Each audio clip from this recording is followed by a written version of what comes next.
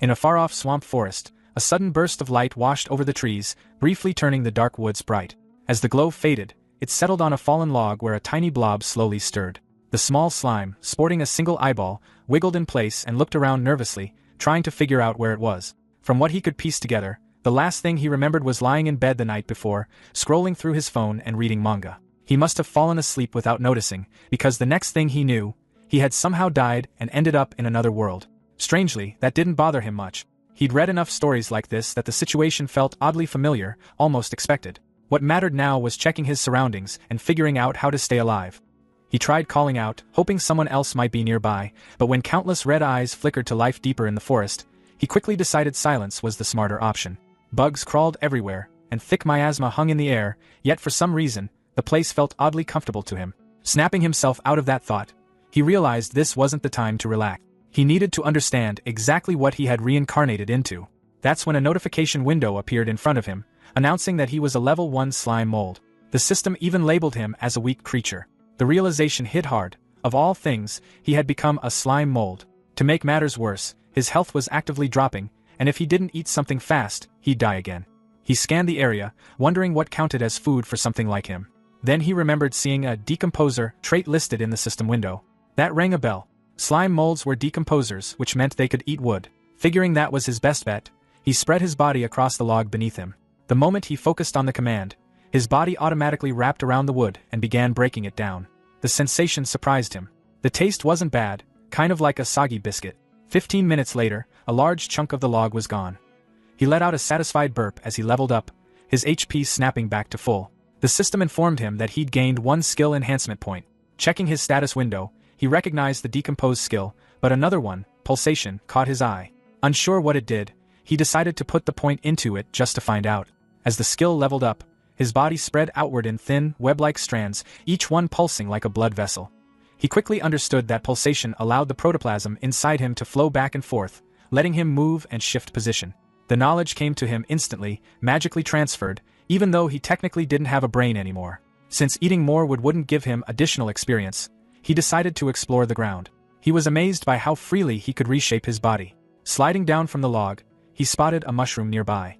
Part of him remembered how humans usually ended up dead after eating random fungi, but his instincts as a slime mold told him this was food.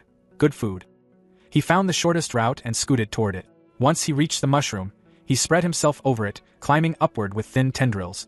Reaching the top, he happily announced to himself that it was time to eat. In his mind, he imagined himself dressed in a fancy suit, calling out to the innocent little mushroom like they were meeting after a long online relationship. The mushroom questioned whether it really was him, and he reassured it, trying to appear charming. Then the mushroom turned around, revealing its true nature, practically inviting him to eat her. That's when it hit him, she was toxic. He'd been scammed. The system immediately warned him that he'd been poisoned, and his health started dropping fast. Panic set in. Acting on instinct, he tore off part of his body and flung himself away from the mushroom. The decomposition failed, giving him no experience, and the lost body mass reduced his maximum HP. Still, the poison effect cleared, and that alone saved him. Shaken but alive, he noticed that he'd managed to partially decompose the mushroom anyway. Frustrated that he couldn't finish it, he left while promising himself he'd come back once he was stronger. He climbed back up the log and settled into the hollow he'd made earlier, eating more wood. After another 15 minutes, his health fully recovered. Once restored, he headed out again, moving across the ground using pulsation. That's when an idea clicked. If he could decompose just a little of the mushroom each time, retreat to heal by eating wood, and repeat the process, he could eventually take it down completely. He named this plan Move Mountain, and returned to the mushroom. When he showed up again, the toxic mushroom complained that this was already the 8th time, asking if he seriously planned on never giving up. This time, instead of retreating, he suddenly restrained her, declaring she was under arrest. The mushroom was stunned as he finally managed to cover her entirely. The decomposition succeeded. He gained experience and unlocked poison resistance. Looking at the new skill, he realized why eating the mushroom had felt more tolerable toward the end. Still, he was annoyed that he hadn't leveled up. He thought the mushroom should have given way more experience. That irritation didn't last long.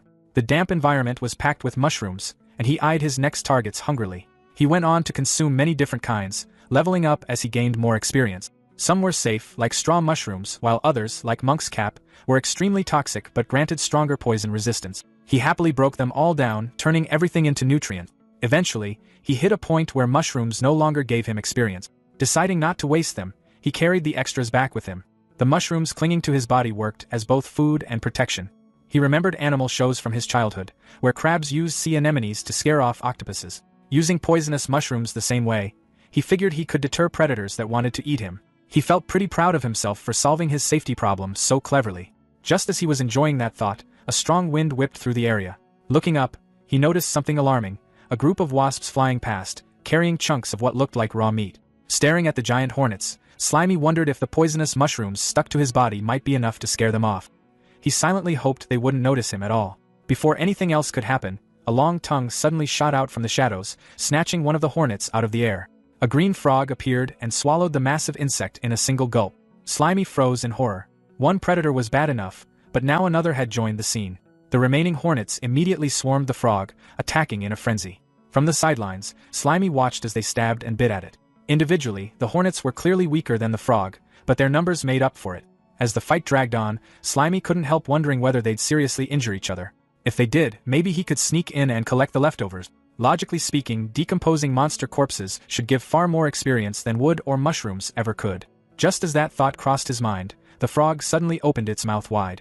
Activating some kind of empowered tongue skill, it lashed out and caught all the remaining hornets at once, swallowing them whole. Slimy was stunned. Then everything got worse. A massive shadow loomed overhead. Before Slimy could react, a giant snake lunged down at the frog, its jaws wide open. Blood sprayed across the swamp as the frog was devoured. Only then did Slimy realize the horrifying truth. The snake was actually the tail of an enormous bird standing in the swamp. The creature straightened up, its giant eye locking onto Slimy, who had been staring in shock. Accepting his fate, Slimy hurriedly offered up his mushrooms, silently begging the bird to spare him. He had already given up on fighting back after such a disastrous chain of events. The bird glanced at the mushrooms, then lifted its head and flapped its wings. A violent gust tore through the area, nearly blowing Slimy away and stripping 30 HP from him in an instant. Then the bird flew off. Night once again swallowed the swamp forest. Slimy, having tucked away what mushrooms he had left, sat trembling on the dead tree log. It finally sank in. He was at the absolute bottom of the food chain. Still, there was a strange bit of luck in that. The gap between him and those top predators was so large that he wasn't even worth eating. Checking his system window again, he bitterly noted that even leveling up 4 times in a single night hadn't changed the label, calling him a weak creature. He wondered how a slime mold like him was supposed to survive, let alone rise above this. Exhausted, he hoped it was all just a dream and that he'd wake up wrapped in his blanket. But morning came. Sunlight poured into the swamp forest. A green slime suddenly dripped down from a mushroom above, splashing onto Slimy like acid. The moment it touched him, his HP dropped sharply. He jolted in pain as the system announced he had gained a new skill called Burst. The skill allowed him to force the ectoplasm in his body to flow in a single direction, creating thrust. Confused and still hurting, Slimy fell to the ground and looked around, trying to understand what had just happened. That's when he noticed a snail slowly crawling toward his mushrooms. The snail activated a skill called Acid Liquor, melting the mushrooms into a sizzling puddle and slurping up the remains. Slimy shouted at the snail, finally getting its attention. It was one thing to steal his mushrooms, but dripping acid on his face and almost melting him crossed the line. The snail didn't seem to care. It kept eating and let out a small, pitiful whimper. Slimy snapped that playing the victim wasn't going to help. Still, as the snail lingered nearby, whimpering, Slimy hesitated. They were both low-level monsters, just trying to survive in a harsh world. Seeing how miserable it looked, he wondered if he was being too harsh. With a sigh, he decided to let it go, telling the snail he wouldn't make things difficult. There were plenty of mushrooms around anyway. The snail made a happy sound and went back to eating. Watching this, Slimy was reminded of those manga scenes where friendships were born from conflict. He started daydreaming about teaming up with the snail, growing stronger together, and increasing their chances of survival. In his imagination, they'd go on adventures, powered by friendship, eventually defeating some great demon king. Companions, he thought, were essential to surviving and growing stronger in this world. Moved by the idea, he crawled closer and suggested they team up, since they were both low-level monsters. He promised to watch each other's backs and make sure the snail always had mushrooms to eat. The snail looked at him happily. Then it suddenly lunged forward and bit off a chunk of Slimy's body. Pain shot through him as his HP dropped. It hurt a lot. In that instant, Slimy realized how naive he'd been. Monsters in this world didn't care about feelings. Nature was simple: eat or be eaten. He'd been fooled by the snail's pitiful act. Even though they were both low-level, its strength was clearly higher than his. Deciding he needed to escape immediately, Slimy tried to pull away.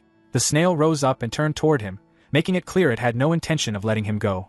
Panicking, Slimy dumped his remaining skill points into pulsation. Pushing the skill to its limit, he surged forward.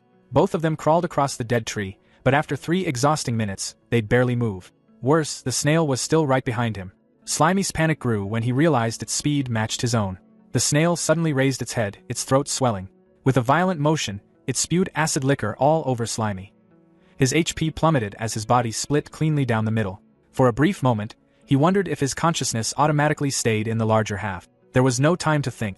The snail loomed over him, mouth open and dripping acid, then dove straight into his body and began eating. The half of Slimy that still held his mind barely managed to escape. He swore to himself that he'd endure this humiliation. For a slime mold, revenge could always come later. After finishing off the rest of Slimy's body, the snail turned back toward him. This time, Slimy had managed to grab hold of one of the mushrooms. As the snail charged again, Slimy activated Burst and jammed the toxic mushroom straight into its mouth. The snail immediately started thrashing and wailing as the poison took effect. Moments later, it collapsed beside Slimy, dead. The system notified him that he had defeated the snail and gained enough points to level up. Relief washed over him. He realized now why the snail always dissolved mushrooms with acid before eating them. It didn't have poison resistance at all. No matter how messy it had been, he had successfully defeated the first monster he'd faced in this world. Poking at the snail's corpse, Slimy wondered what kind of rewards he'd get from decomposing it. Crawling onto the body, he immediately noticed how sticky and gross the meat was. He tried to ignore the feeling, reminding himself that meat was meat. He even joked to himself about treating it like fancy French cuisine as he began decomposing it. The moment he did, an unbearable taste flooded his senses. It was absolutely vile, salty and sour at the same time, like thick mucus. A system window popped up, informing him that the decomposition had been terminated and that no experience points were gained.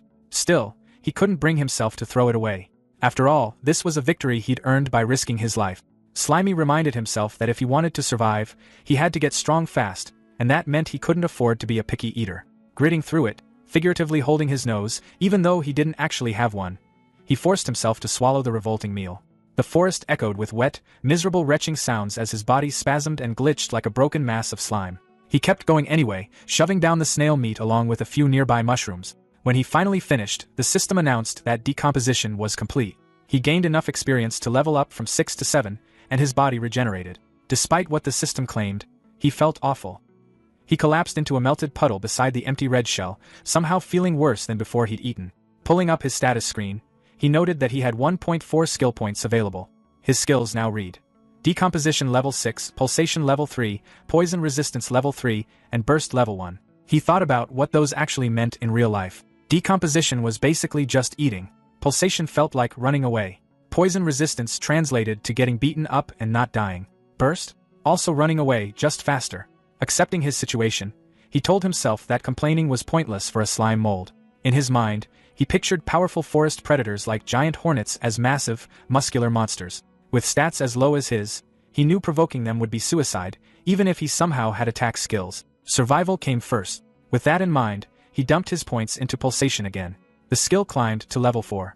Excited, he immediately tested it, pushing his slime body as hard as he could and measuring how fast he moved across the log. His new top speed turned out to be 20 centimeters per second. At first, that sounded impressive, until he calculated it was only about 0.78 kilometers per hour. The realization crushed him. Even after all that effort, he was still painfully slow.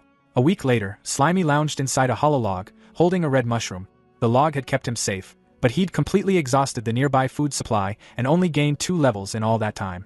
It was clear he needed a new base. Before leaving, he decided to do one last big scavenging run to fill both his stomach and his inventory. Activating Search, he flattened his body into a vein-like network, spreading out in multiple directions at once. The range expanded along with his HP, and his yellow slime stretched across the forest floor like a living map. The system notified him that 3 white mushrooms had been stored inside his body. Pushing farther, he collected 6 small grass mushrooms. With his refined body control, he could either store items or decompose them instantly, which made gathering far more efficient. He demonstrated this by consuming a cluster of blue mushrooms on the spot. He kept foraging and broke down a large blue mushroom. The system confirmed the decomposition, rewarding him with experience and raising his poison resistance to level 4. As he continued spreading his search network, one of his tendrils hit something hard and red. The system immediately warned that the target couldn't be decomposed. Before he could react, a sharp pain shot through him, costing him 9 HP. He pulled back instinctively, annoyed as he realized he'd run into that guy again. The attacker sprayed green corrosive liquid using acid liquor. Slimy was grazed, losing another 7 HP, but he was relieved that his improved speed let him dodge most of the attack. This was another acid snail, but this one was noticeably faster. He wondered if individuals of the same species could really vary this much in strength. Moving evasively, he felt confident the snail wouldn't land another hit. That confidence shattered when the snail suddenly unleashed a brutal close-range attack, splattering his body and dealing a massive 33 points of damage. The snail paused, seemingly thinking it was over. That pause was exactly what Slimy needed. He'd taken the hit on purpose to get close. Using Burst, he jammed a poisonous purple mushroom straight into the snail's mouth. In his mind, he mocked how easy it was to beat monsters once their weakness was known, chalking it up to the clear intelligence gap between them. The plan worked instantly. The acid snail convulsed as poison tore through its body. Slimy consumed the defeated enemy, once again forcing himself through the disgusting taste. The system rewarded him by boosting him from level 9 to 10. He sat there afterward in a melted heap, feeling miserable from the meal, but he couldn't deny it. The massive experience gained from monster meat made it worth it. Once he recovered, he left the red shell behind and continued moving through the grassy forest. As he traveled, he heard rustling ahead in the tall grass. Assuming it was just another weak snail, he arrogantly called out, ordering whatever was hiding to come out. What emerged instead made him freeze. It wasn't a snail at all, but a huge, horrifying centipede with blade-like legs. The towering insect cast a terrifying shadow over him, twitching its sharp blue limbs in a steady, threatening rhythm. Panicking, Slimy scrambled behind a rock, trembling as he realized he'd made a serious mistake. The centipede lunged. Desperate, Slimy tried his usual trick. He held up a poisonous mushroom and yelled for the monster to stay back. The attempt failed instantly. The centipede's mandibles sliced the mushroom clean in half before it could even be eaten. Slimy stared in disbelief as the pieces fell uselessly to the ground. The centipede followed up with a skill called Myriad Blade Strangle, wrapping its long body around him and squeezing. It buried its head into his slime, trying to bite and tear him apart. Then something unexpected happened. The centipede struggled. No matter how it attacked, it couldn't deal any damage. That's when Slimy realized the truth. His liquid body was immune to blades and constriction. In an instant, predator and prey swapped roles. Slimy engulfed the trapped centipede, happily accepting the delivered experience points as he consumed it. Riding that momentum, he continued hunting. He spotted a large green beetle resting on a rock. He tried to attack a flying hornet but could only watch it hover out of reach, annoyed that he was still too short. When he noticed a cockroach, he recoiled in pure disgust and decided to let it go, simply because he didn't want to eat it. Some time later, Slimy traveled through the forest in high spirits, humming to himself with a red mushroom held in his body. Opening his status window, he admired his progress. He was now a level 13 slime mold with 157 HP. Pulsation had climbed to level 8 and poison resistance to level 5. Leaning back against a patch of moss, he felt genuinely satisfied with how fast he was leveling now that he'd started eating meat. His confidence returned as he pictured his place in the food chain, above insects but still below frogs, lizards, and the terror bird. That was fine for now. It was time to aim higher. He set his sights on giant frog legs, imagining himself growing unstoppable, standing atop piles of insect corpses and ruling this new world someday. With that dream in mind, he arrived at the edge of a murky pond deep in the swamp forest. He studied the water, wondering what valuable resources might be hiding below and whether he could safely explore it. Deciding the only way to find out was to try, he slowly dipped a yellow tendril into the water. The reaction was instant and agonizing. The moment his tendril touched the water, Slimy felt his body swell like a balloon. Panic hit hard as pressure built from the inside, making him feel like he was seconds away from bursting. Through raw sensation rather than thought, he understood what was happening. As a single-celled organism, fresh water was rushing straight into him through osmotic pressure. If he submerged himself, he'd swell until he popped, just like a red blood cell in pure water. He yanked his limb back as fast as he could, relieved to still be intact but forced to abandon any ideas about underwater exploration. Before he could recover, bubbles started rising from the pond. A massive, dark green shape slowly pushed its way to the surface. As it emerged fully, Slimy stared in confusion before realizing what it was: a crab. The creature stood there blankly, foam bubbling from its mouth. Confusion quickly gave way to hunger as Slimy imagined a plate of steamed crab legs. After non-stop bug meals, this finally felt like real food. Trying to be clever, he called out from the shore in a friendly tone, pretending he just wanted to make friends. The crab ignored him completely and climbed onto a steep rock jutting out of the water, sitting there and blowing bubbles like nothing else existed. Slimy quickly got the message. It wasn't coming to him. Risking his life in the pond wasn't worth it. Instead, he started planning to dissolve poisonous mushrooms and dump the toxins into the water to kill the crab from a safe distance. That plan died instantly. The giant swamp crab activated a skill called Bubble Barrage, firing a high-pressure stream of water straight at him. The blast slammed into Slimy with terrifying force, knocking him backward and ripping 25 HP away. He was stunned that something as simple as water could hurt that badly. The crab fired again. Slimy scrambled to dodge, but still took another 10 damage as he barely escaped. He slid behind a thick tree root just in time, using it as a shield against the incoming water blast. His body trembled as he realized the truth. This thing was on a completely different level from the insects he'd been farming. Running now would only paint a bigger target on him, so he stayed hidden and waited, hoping the crab would lose interest. Then he heard a massive splash. Peeking out carefully, he wondered if the crab had finally given up. Instead, his blood ran cold as he saw the giant swamp crab climb out of the pond and onto land. Its claws snapped aggressively as it activated dash, scuttling sideways with horrifying speed. Slimy watched in disbelief as the predator charged straight toward his hiding spot. Realizing the crab fully intended to eat him, he panicked and scrambled up the tree trunk. Clinging tightly to the bark, he glanced down and felt a brief wave of relief. At least up here, the water attacks wouldn't hit him. That relief vanished instantly. A chittering sound echoed above. Slimy looked up and saw a large, pale spider with glowing red eyes crawling down toward him. Unbothered at first, he waved a tentacle dismissively, telling it to move along since he was busy dealing with the crab. In his arrogance, he even warned the spider not to be rude, bragging that he'd eaten plenty of bugs just like it. The spider didn't retreat. It hissed, red eyes burning brighter, and suddenly struck with arachnid slash. Its front leg moved like a blade, slicing through Slimy's body at blinding speed. A massive chunk of slime was severed, dealing 30 damage, and the spider calmly caught and ate it. Slimy was stunned. He'd thought he was immune to blade attacks. A status window appeared, revealing the truth.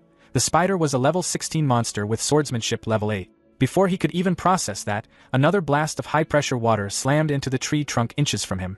The splash alone dealt another 17 damage. Trapped between the blade-wielding spider above and the water-blasting crab below, Slimy felt despair close in.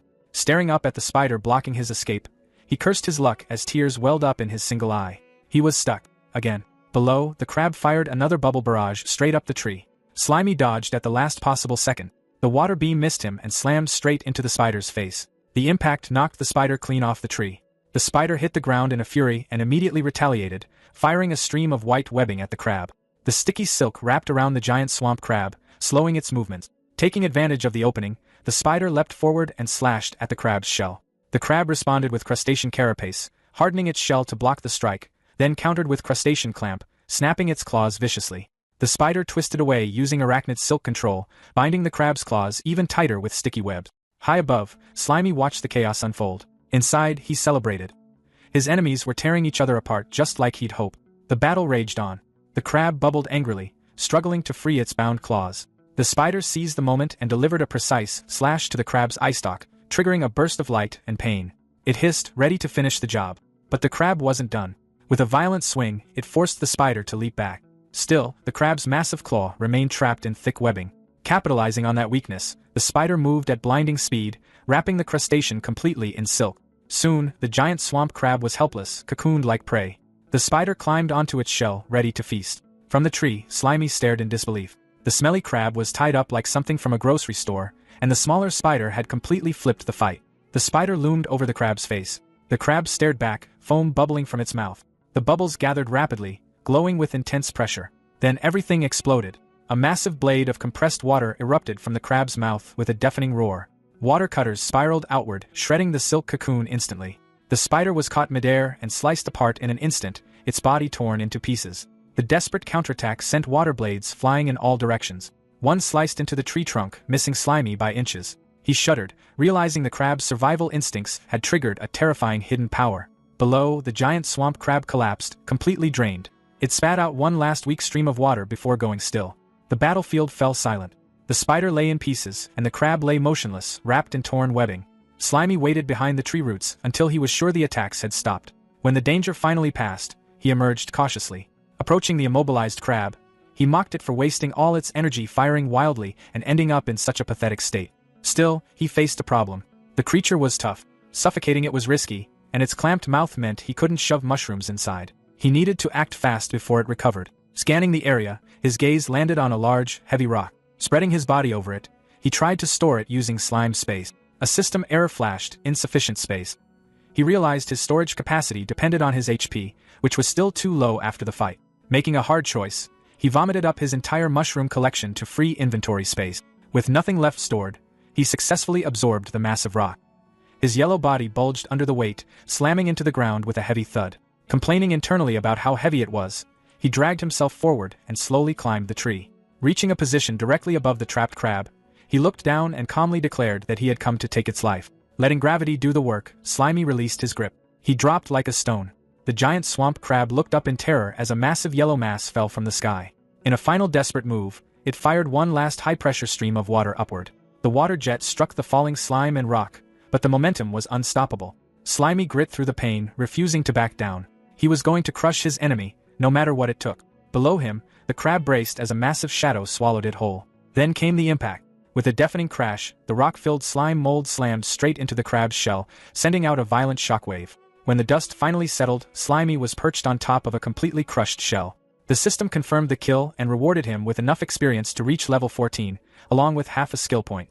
Relief and joy hit him all at once. Still alive. Still standing. He burst into wild laughter, celebrating the fact that he was the last one left alive. Not wasting a second, he settled onto his fresh kill and happily declared it was time to eat. Perched on the overturned shell like a chef, Slimy carefully arranged the crab's organs and roe inside it, turning the shell into a makeshift soup bowl. He ignored the spider remains entirely. Using a piece of crab leg as a utensil, he dipped the white meat into the rich yellow roe and took his first bite. The flavor overwhelmed him. After days of moldy wood, snails, and insects, the taste of fresh seafood exploded across his senses. Tears streamed down his slimy face as he realized something important. Good food really did heal the soul. In that moment, he renewed his determination to survive in this brutal world, if only to keep finding meals like this. He ate everything, leaving nothing behind. Completely stuffed, he sprawled across a log, satisfied and content. A status window popped up, showing he was now level 14 with 168 HP. His body felt refreshed, energized, and whole again. With his hunger gone, Slimy decided to put that energy toward an experiment. He positioned himself in front of a rock and focused inward, concentrating on his internal structure. Tensing his entire body, he squeezed with everything he had. His single eye bulged from the strain as he tried to force something out, screaming internally from the effort. Panting, he glared at the rock, demanding the power to come out. His thoughts drifted back to the crab's bubble barrage. Skills could be learned through practice, right? The crab compressed water to fire it, so why couldn't a slime mold do the same? Fired up, he squeezed his internal fluids again, chanting for the attack to appear. He tried copying the crab's technique, but only a few weak squirts shot out of his backside in completely the wrong direction. He tried again, aiming forward this time, straining noisily. The yellow liquid just dribbled out uselessly. Exhausted, he collapsed into a puddle, complaining that he couldn't control either the direction or the force. For a moment, he felt defeated. Then the frustration hardened into resolve. Refusing to give up, he tensed every part of his body, compressing his internal fluids to their absolute limit. Suddenly, a high-speed jet of yellow fluid blasted out with tremendous force. His burst skill activated automatically. The projectile slammed into the crab shell, punching a clean hole straight through it. A system message appeared, announcing that Burst had evolved into a new skill, Cytoplasm Jet. The system explained that the skill launched his own cytoplasm as a projectile, using his body mass as ammunition. Slimy laughed out loud. The fact that skills could evolve through sheer practice thrilled him. Then a worrying thought hit him. His other skills had cooldowns. What if this one did too? To test it, he fired again. Then again. A rapid barrage of yellow shots tore into the shell. The system confirmed there was no cooldown. As he continued firing, the skill leveled up to level 2. That excitement faded quickly when he looked at himself. His body had shriveled into a thin, pitiful stick. A warning flashed, his health was critical. Each shot was consuming his own biomass as ammo. That meant his body was his only combat resource. Slightly disappointed that he couldn't become some kind of mage, he went back to eating the crab to restore his lost mass. While eating, an idea sparked. If eating restored him, what about the parts of himself that had been cut off earlier? He searched the area and found a large chunk of yellow slime lying in the grass. It looked way bigger than he expected. He wondered if he'd really lost that much when the spider sliced him. Curious, he pressed the separated piece against his main body and activated reclamation. As it was absorbed, flashes of memory flooded in. He saw the fight with the spider. He saw the rock falling. But the perspective was wrong, it wasn't his own. That's when he realized it. The severed piece had experienced things independently. Something clicked. Separated parts of his body, even without true consciousness, could still decompose things on their own. By reabsorbing them later, he could collect both the health and experience they gained. Delighted, Slimy hummed happily, convinced he'd just discovered a system exploit. He imagined sending fragments of himself in all directions, turning one mouth into many and skyrocketing his leveling speed. He tested the idea immediately using division. A small chunk split off, costing him 10 HP. Both the main body and the fragment looked weak. That's when he noticed the limitation. If his HP dropped below 30, he entered a dangerous starvation state. With a max HP of 198, he reasoned that as long as he had enough food, he could make plenty of clones safely. Straining again, he tore off a much larger chunk, taking 30 damage. The separated yellow blob wiggled and moved on its own. It worked. In his mind, he imagined himself wearing a ninja headband.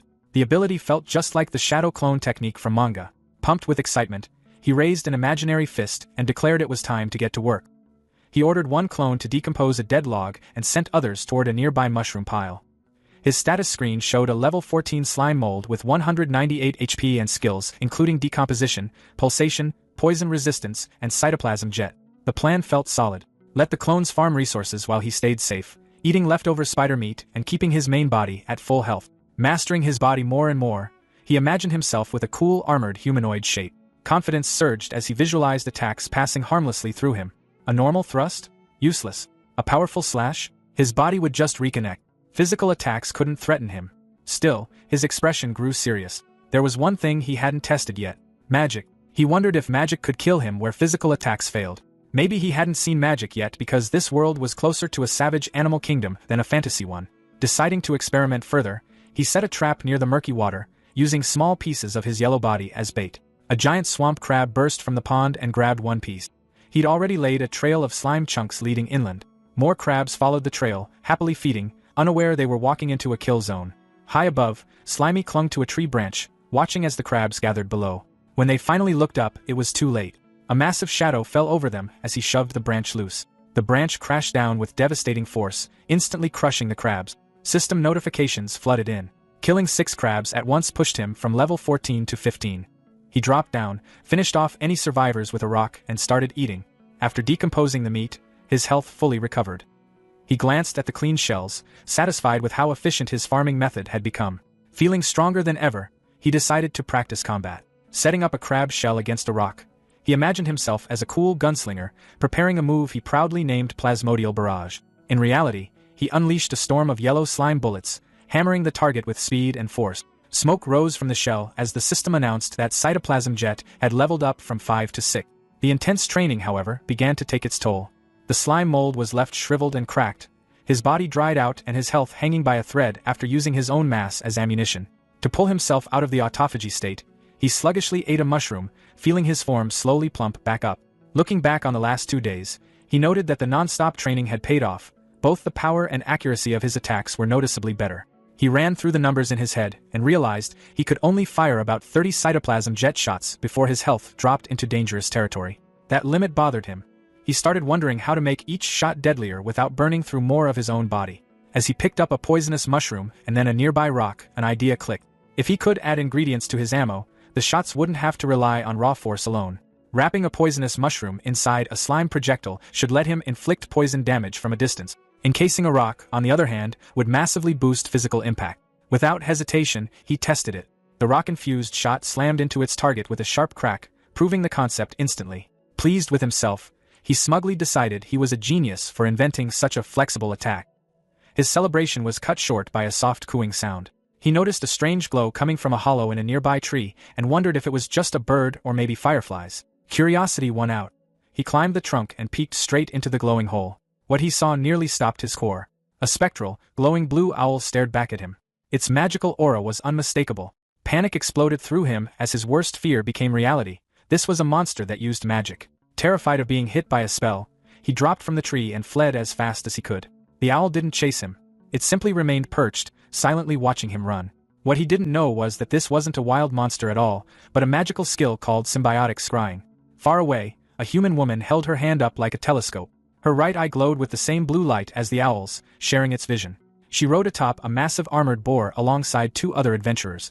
When a bearded man asked if she'd found anything, she lowered her hand and casually replied that it was nothing important, just a strange little monster. The group continued through the forest. A pink-haired scout commented that it felt odd not encountering any high-level monsters. The bearded warrior told Little Steel to stay sharp and lead, worried that their magical link to the guild master had gone quiet. Meanwhile, the slime mold was in full panic mode. Convinced the owl had marked him, he fled blindly, knowing better than to mess with magic users. He reached a river and hesitated, unsure how to cross. Then he remembered physics, momentum mattered. He launched himself into the air and, mid-flight, activated Plasmodial Barrage. Instead of attacking, he fired backward, using the shots as propulsion. The plan worked, but it cost him 80 HP.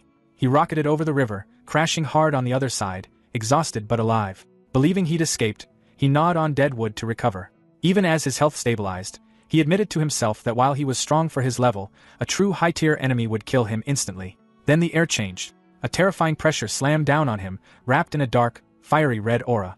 He froze, sensing something far worse than the snake-tailed terror bird. Assuming the magic owl had found him, he slowly turned, only to realize the source of fear wasn't the owl at all. Lying on the forest floor was a colossal severed claw, white-scaled with a black nail, so massive it crushed trees beneath it. His single eye struggled to process what he was seeing. A giant finger. Fear twisted instantly into greedy excitement. To him, this was a legendary golden finger, the kind of cheat-like power-up whispered about in stories. If he absorbed it, he was sure it would grant immense power, maybe even a massive evolution. Laughing wildly at his luck, he spread his body over the scales and activated dissolution, wrapping slime tendrils around the limb. Almost immediately, pain ripped through him. The object resisted digestion fiercely. A system alert flashed, decomposition failed. His skill was too low, or the level gap was simply too large. The limb's invulnerability activated, its overwhelming power repelling his cells. Instead of gaining experience, he started taking damage in wave. Realizing he was killing himself, he activated autotomy and severed the connection. A chunk of his body tore away as he recoiled. Staring at the finger again, he felt nothing but regret as tiny +1 experience messages floated up mockingly. He cursed himself for not upgrading decomposition sooner. The treasure was right there, yet completely unusable. He couldn't digest it, and his inventory was far too small to store it.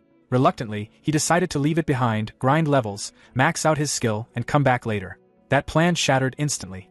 The ground began to rumble violently.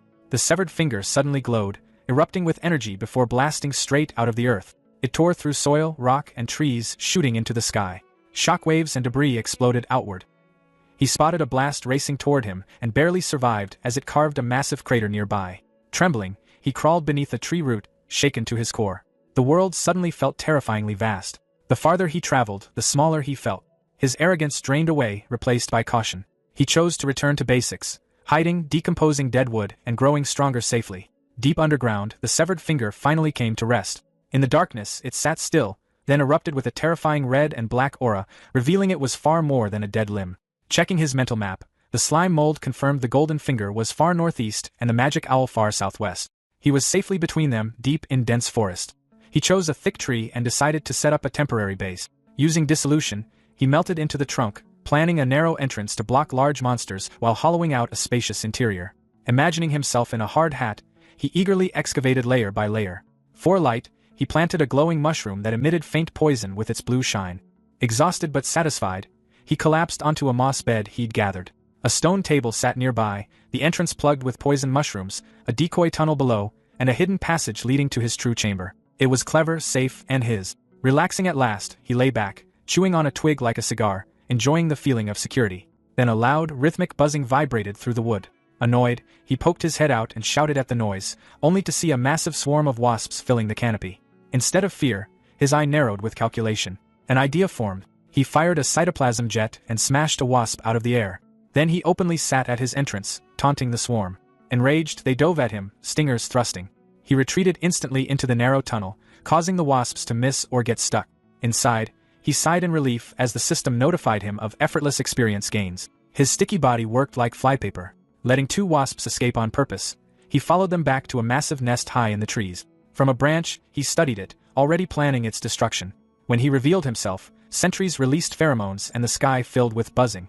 Thousands poured out. Confident that stings were useless, he welcomed the experience, until the wasps formed a tight, vibrating ball around him. Heat surged. A system warning screamed as his cells began dying. Horrified, he realized they were cooking him alive. Panicking, he unleashed plasmodial barrage, shredding the formation. Then new enemies appeared, armored wasp guards with beeswax shields that blocked his shots. Worse still, he spotted a white-furred insect wielding a staff. A glowing magic circle formed overhead. A wasp mage. The hierarchy was clear, and his greatest fear, magic, stood right in front of him. As guards charged, he fired non-stop, anchoring himself to the branch and decomposing wood to regenerate health mid-battle. When guards crashed into him, he mocked them as his body trapped and dissolved them alive. With storage full, he improvised, turning a wasp spear into a reinforced projectile. The enhanced shot shattered a shield and skewered its target. Seeing its defenses broken, the wasp mage ordered a retreat. The swarm fled. He remained on the branch, watching them go, scoffing as he decided they'd run because they finally understood how dangerous he was. a thick golden substance started pooling together, twisting and swirling until it formed a smooth, glowing orb. A slimy creature freezes nearby, staring at it like it's the only thing in the world. One thought loops in its mind: that has to be bee honey, and I need to taste it. But the honey isn't unprotected. A large, regal bee mage drifts into view, staff in hand. With a smooth flick of its wand, it gathers mana and forms a small orb of fire. Basic stuff, a beginner spell called Spark Ember. The fireball launches, and slams straight into the slimy, detonating on impact. The slimy jolts back, the hit is brutal, and completely unexpected. The bee mage doesn't slow down. Hovering in place, it fires off 2 more embers in rapid succession. The flames weave cleanly through the trees and smash into the slimy again. Panic sets in.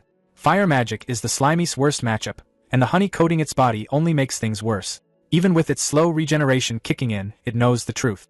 This fight is impossible. It turns to flee, but it's too late. Another fireball slams home, cutting off any chance of escape. Desperate, the slimy fires back, launching a chunk of its own body in a move called Plasmodial Barrage. The attack is fast and sloppy, but it never reaches its target. 2 smaller bee soldiers flash into existence beside the mage, and together they cast twin beeswax barrier. A glowing, hex-shaped shield snaps into place. The slimy's attack splatters uselessly against the barrier. It stares stunned. Offensive magic, defensive buffs. Of course they have both. Completely unfair. That's when more fire rains down from above. The bee mage shifts tactics and casts Swarm Summon. From the hive, a wave of small, glowing bees pours out. They don't hesitate. Each one dives straight at the slimy and explodes. The forest shakes as blast after blast rocks the area, hammering the creature without mercy. Barely holding itself together, the slimy ends up stranded on a high tree branch. Its body quivers, barely clinging on. From a distance, the bee mage watches in silence. For the final move, the mage floats closer and presses its wand against the branch. With a clean, sawing motion, it cuts through the wood. The branch cracks and snaps. The slimy falls, straight down toward the same pool of golden honey it wanted so badly. As it plummets, the bee mage gathers power, standing over the honey as energy swells into a massive fireball, far bigger than anything before. The entire swarm goes quiet, watching. With one final motion, the mage releases the spell. The colossal fireball roars downward, aimed at the helpless slimy and the honey below, ready to erase everything in a single, overwhelming explosion. The colossal fireball slams into the ground, detonating in a massive blast that swallows the honey pool and the falling slimy decoy. Smoke, fire, and debris roar into the air as the bee mage and its soldiers watch in tense silence. For a moment, it looks like the fight is finally over. Then something moves. A lone bee soldier buzzes uneasily, sensing something off. The others turn just in time to see a small chunk of slimy push up from the forest floor. In a flash, it launches forward and slaps onto the bee mage. While the main bee forces focused on the decoy outside, the nest itself had been left nearly undefended. From the very beginning, Slimy had been stretching its body underground, slowly forming a hidden tunnel straight into the heart of the hive. The creature shoved onto the branch and dropped into the explosion wasn't the real one at all, just a split-off decoy made at huge cost to Slimy's health. While the bees poured everything they had into destroying it, the real Slimy slipped away through its secret passage. Now deep inside the hive, Slimy slides through tight honeycomb corridors. It sends out thin tendrils, feeling its way through the maze. It passes a chamber overflowing with honey but doesn't stop. This can wait. What it's after is far more important. Its tendrils suddenly break into a vast chamber. There, exposed and massive, is the bee queen. Before the royal guards can react, Slimy warned them not to move, saying their queen's life was in his hands as he threatened her with a rock. The queen screamed as he tightened around her, her pain echoing through the hive. The mage didn't hesitate and ordered the warriors to attack. Watching them rush him, Slimy felt a flash of disappointment. There was clearly no room for negotiation. In response, he crushed the queen's body and tore her head apart. The mage wasp froze in horror as the hive began collapsing almost instantly. Slimy hadn't expected it, but the queen bee functioned like a core machine. Once she was destroyed, the entire swarm naturally broke down and disintegrated. He'd briefly considered talking things out, but it became clear that even creatures with social structures were still driven by instinct at a low level. The system chimed in, informing him that he had met the requirements to level up. It also warned him that decomposing B-rank parts would no longer give experience after 24 hours, and that any HP exceeding his maximum would be cleared within an hour. He had reached level 21. This decomposition had greatly increased his poison resistance, and he'd unexpectedly unlocked a new skill called Central Command. However, when he tried to put a skill point into it, the system told him he didn't have enough subordinates to use it. He'd originally planned to max out his decomposition skill for future scavenging, but learned the hard way that racial skills couldn't be upgraded with points. With no other option, he put his points into pulsation instead. Luckily, this hall had been rich in resources. As his HP increased, the slime mold space inside his body expanded too, and the honey he'd collected felt like pure treasure. Still, when he looked back at the ruined hive, he couldn't shake the strange mix of emotions stirring inside him, despite not even having a heart anymore. Ever since he'd turned the tables on the snail, he'd officially stepped onto the path of predation. Yet something felt off.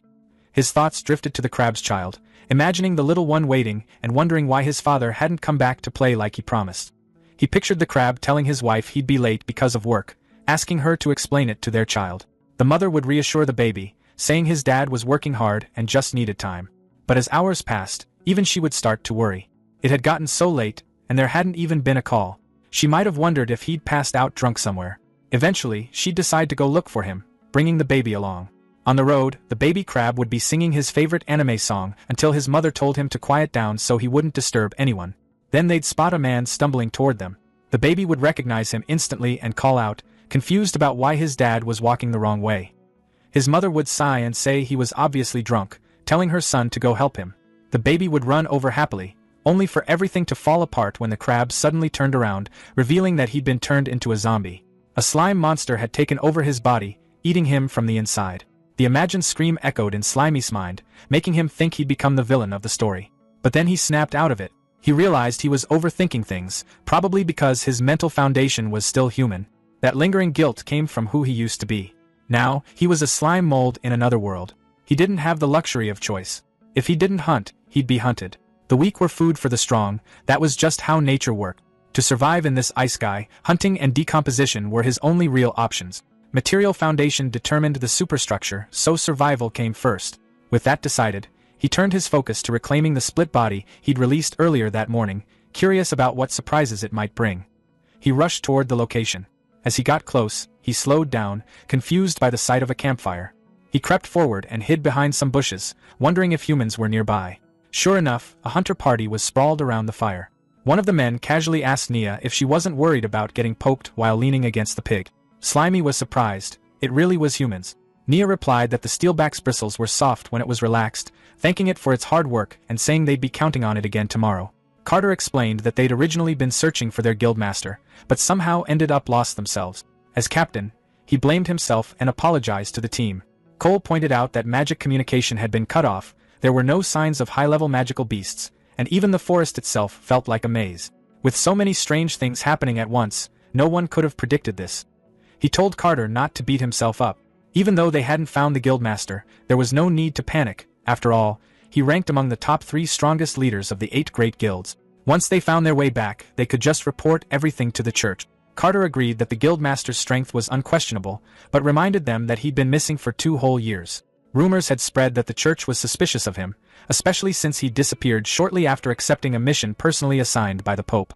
10 years ago, Guildmaster Goon founded the 100-Style Guild. Unlike other guilds with strict requirements, his guild accepted anyone regardless of race, profession, or level, as long as they followed its principles. No deception, no abuse, no evil. Every reward Goon earned from monster subjugation was distributed fairly, helping all members grow. Because of that, the 100-Style Guild became famous for its generosity and unity, quickly rising to become one of the 8 great guilds. But that rapid growth also drew suspicion from the church. 2 years ago, Goon left for the swamp forest on a mission and never returned. Without his protection, members were poached or drifted away, and the once glorious guild fell into a fragile state.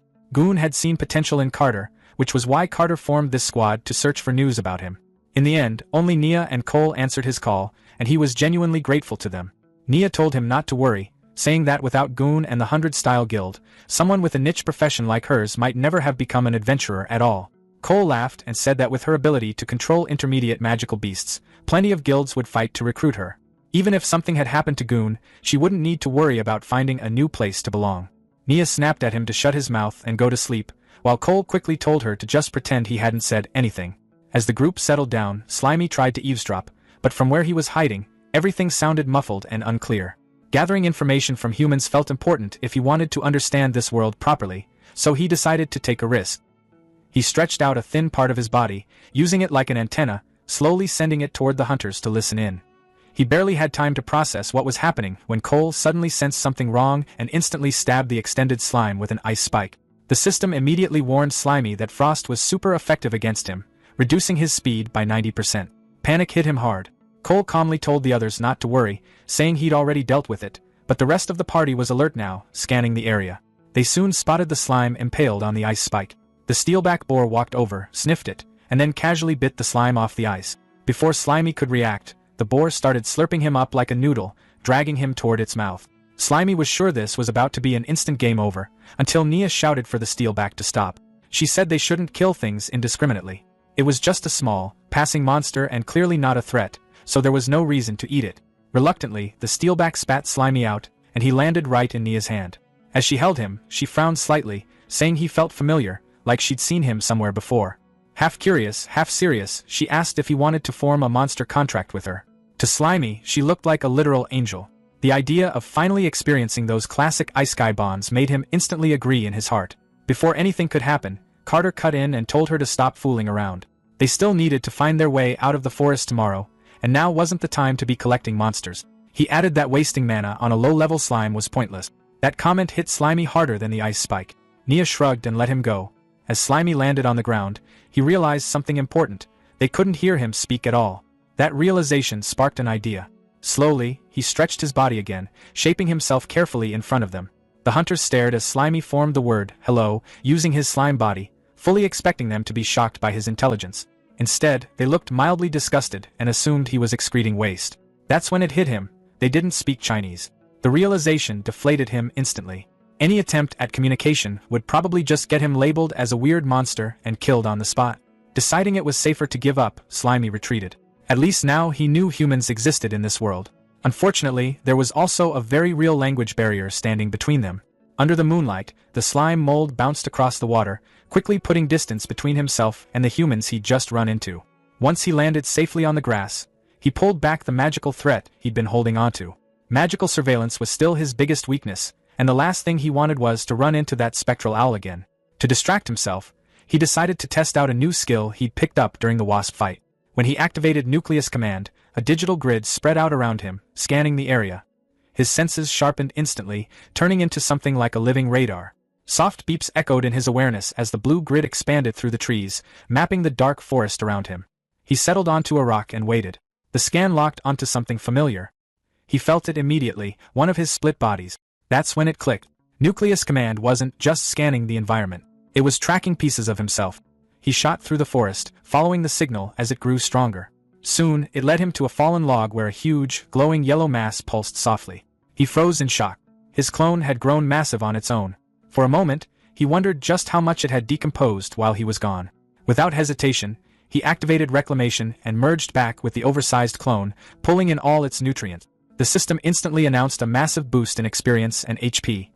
Energized, he leapt away, chasing the next signal and continuing his harvest. Another clone was found and absorbed, pushing his poison resistance up to level 8. With the combined experience, he leveled up again, reaching level 22. Landing back on the grass, he felt eager to keep going. He activated Nucleus Command once more, but this time, the signal was weak, barely beeping. Confused, he scanned the area frantically, trying to figure out what happened. Then he noticed movement near a patch of mushrooms. His focus snapped into place just in time to see the problem. An acid snail was chewing on his clone. Furious, he shouted at the creature and fired a jet of cytoplasm straight at it. The blast knocked the snail away, leaving the clone shaking where it lay. For a split second, he treated it like a bullied kid, mentally promising to protect it this time. He moved in to reclaim what was left. Then everything went wrong. A fast red blur slammed down from above, smashing the mushrooms apart. A long, sticky tongue shot out and scooped up the clone right in front of him. Before he could react, a fat green frog swallowed it whole and let out a satisfied croak. The slime mold stared in disbelief as the frog burped. Just like that, his experience was gone. Shock turned into pure rage. Staring the frog down, he silently swore the disgusting thing would pay for stealing his clone. He fired a plasmodial barrage, launching a hardened projectile straight at it. The frog noticed too late. The shot slammed into its face and sent it tumbling backward. Seeing it fall, the slime mold scoffed, thinking he'd gotten strong enough to take on even bigger threats now. But that confidence didn't last long. To his disbelief, the frog wasn't finished. It opened its mouth and casually caught the projectile, completely unharmed. Before he could fire again, the frog leapt high into the air and splashed into the river, disappearing beneath the surface. The slime mold rushed to the edge of the rock, shouting that it couldn't escape. The frog's head popped back up, croaking mockingly from the safety of the water. Refusing to let it go, he fired a volley into the river. Every shot splashed uselessly across the surface, losing momentum instantly. Frustrated, he stopped. It finally hit him. He couldn't touch it while it stayed underwater. Suddenly, the frog burst out of the river. Watching closely, the slime mold assumed it needed air and confidently declared that weakness meant it was dead. But he was wrong. The frog pushed off the water itself, releasing power and launching toward shore like a living missile, its mouth wide open. He barely dodged as it crashed into the rock where he'd been standing. While the frog recovered, he fired a stone-hardened barrage that struck its eye with perfect accuracy. As soon as the hit landed, he retreated up a tree. Perched on a branch, he realized what had happened. The frog had baited him toward the water. After so many easy wins, he'd gotten careless. He reminded himself that a hunter could turn into prey in an instant. Below, the frog clutched its bleeding eye, furious. It glared up and croaked angrily, then ignored the pain and leapt straight for the tree. Panic hit when the slime mold realized he was out of stone ammo. He fired liquid slime shots instead. It didn't help. The frog opened its mouth and caught every projectile, swallowing them midair. The slime mold froze in horror as he realized his attacks were literally feeding it. Even injured, the frog climbed the tree, closing in fast. By the time he understood the danger, it was too late. The frog's tongue shot out and wrapped tightly around him. A brutal tug-of-war followed, the slime mold clinging to a branch while the heavy frog yanked downward. The strain became unbearable. The branch cracked, then snapped. As he fell, clutching the broken wood in terror, he saw the frog waiting below with its mouth wide open. In that split second, he used reverse momentum. Wrapping himself around the broken branch, he angled the sharp end downward and thrust it forward, screaming for it to eat this instead. The jagged wood pierced straight through the frog's mouth and into its brain. The impact sent the frog crashing back, blood spraying as the slime mold remained safe above. The lifeless body fell into the river with a heavy splash, ending the fight. Clinging to the tree trunk, he finally relaxed, relieved it was over. Below, the frog's corpse sank into the dark water, blood spreading before disappearing into the depths. Looking down, he felt a twinge of regret. It was a waste, he couldn't decompose it down there. Then the water started bubbling. Two glowing, menacing eyes opened in the depths, staring straight up at him. A beam of light exploded from the water, slicing through the air beside him. The blast struck the tree trunk and cut through it effortlessly. The next moment, the tree and the screaming slime mold were launched into the night sky. From the water below, the enemy revealed its new form, a pale, glowing entity with burning red eyes, activating sanctified fall. The slime mold was completely thrown off by the enemy's sudden transformation. He shouted in disbelief, wondering how a frog that was clearly dead could come back with this kind of power. The sanctified frog dragged itself free from the shattered tree, its glowing red eyes locked onto him with pure hatred as it prepared to finish the job. Without warning, swollen growths on the frog's eyes burst open, firing high-pressure streams of blood like laser beams. The slime mold barely dodged in time. The corrosive blood sliced into the tree where he'd just been, and in that instant he knew he was outmatched. He shot a strand of slime upward, snagged a higher branch, and swung away, leaping rapidly from tree to create distance. As he fled, his mind raced. A smart mold knew when to retreat. Still, it didn't make sense. This was supposed to be a low-level monster. Why did it have a third form when others barely lasted a second? Something about it felt wrong, and that only reinforced his decision to run. The sanctified frog refused to let him go. It roared and gave chase, moving with an unnatural speed. Using its tongue like a grappling hook, it swung through the air, matching the slime mold's movements almost perfectly and closing the gap fast. The frog unleashed Sanguine Lash. A whip of solidified blood tore through the air and sliced clean through one of the slime mold's tendrils, dealing 199 damage. He lost his grip and fell as a system alert screamed that a foreign substance had invaded his body. He realized the frog's blood was so toxic that even his level 8 poison resistance couldn't block it. The frog didn't stop. Diving down, it activated Tongue Lash. Its long, blood-red tongue shot out like a harpoon, wrapping tightly around the slime mold and yanking him downward. Even then, he scoffed, noticing the damage was only 1 point. He figured physical attacks meant nothing to a liquid body like his. That confidence vanished the moment he hit the river. Fresh water, his worst possible weakness. A red warning flashed as his cell osmotic pressure spiked dangerously, telling him to escape immediately or die. Before he could react, the sanctified frog lunged forward, jaws wide. Its mouth snapped shut, swallowing him whole. The frog floated on the water, looking satisfied. But then its mouth bulged and twitched. Inside, the slime mold was still alive, struggling desperately. The frog clamped its jaws tighter, forcing him down its throat. In the stomach, he was submerged in digestive acid, watching in horror as his HP drained at 33 damage per second. Panic overwhelmed him. He tried to eject his core, but exhaustion dragged him down. His split skill wouldn't activate. Above the surface, the sanctified frog croaked triumphantly, splashing as if celebrating its victory. Inside, being dissolved alive, the slime mold made a desperate decision. Instead of resisting the water, he leaned into it. He intentionally triggered his osmotic weakness. By absorbing water, his body began to expand rapidly inside the frog's throat. The frog immediately sensed something was wrong. It grabbed at its neck as it bulged unnaturally. The slime mold kept expanding, forcing himself into the frog's mouth and throat, determined to choke the monster to death by sheer size. To survive the damage while growing, the slime mold burned through every drop of hornet honey he had, restoring 400 HP per use just to keep expanding. With constant regeneration, his body ballooned to an enormous size, stretching the frog beyond its limits. Then it burst. With a massive explosion, the sanctified frog was torn apart from the inside. Blood and gore sprayed across the water as the slime mold's expansion completely destroyed it. Victorious, he floated on the river like a mountain of green slime as the system confirmed the kill and awarded experience. It also informed him that surviving the toxic blood had granted him a new antibody. Drifting among the swamp trees, he stared at his massive new form in disbelief. A status window popped up, showing a new passive ability. Osmotic Pressure Regulation, MAC. His HP had skyrocketed to 11,700, far beyond his normal max of 924. But a timer warned him that the excess health would vanish in 1 hour. He studied himself carefully. His size let him float like an iceberg. His lower body absorbed water, but his sheer volume allowed him to balance the pressure safely. Full water immunity wasn't something he'd planned, but it was a huge bonus from his reckless gamble. Then he noticed the timer again. Nearly 10,000 extra HP, making him practically invincible, was about to disappear. His expression shifted, turning serious and greedy. He'd burned all his precious honey to reach this form, so he needed to squeeze every possible benefit out of it. He laughed wildly, imagining himself as an unstoppable kaiju. That's when an idea hit him, something like that rolling sticky ball game. He decided to roll through the forest and collect everything in his path. In his massive form, he barreled through the flooded forest like a natural disaster. Vegetation vanished beneath him as system notifications popped up non-stop, confirming decomposition and awarding experience. He plowed through trees and brush, efficiently farming resources before the time limit ran out. Underwater, fish swam peacefully among the roots, until he crashed in.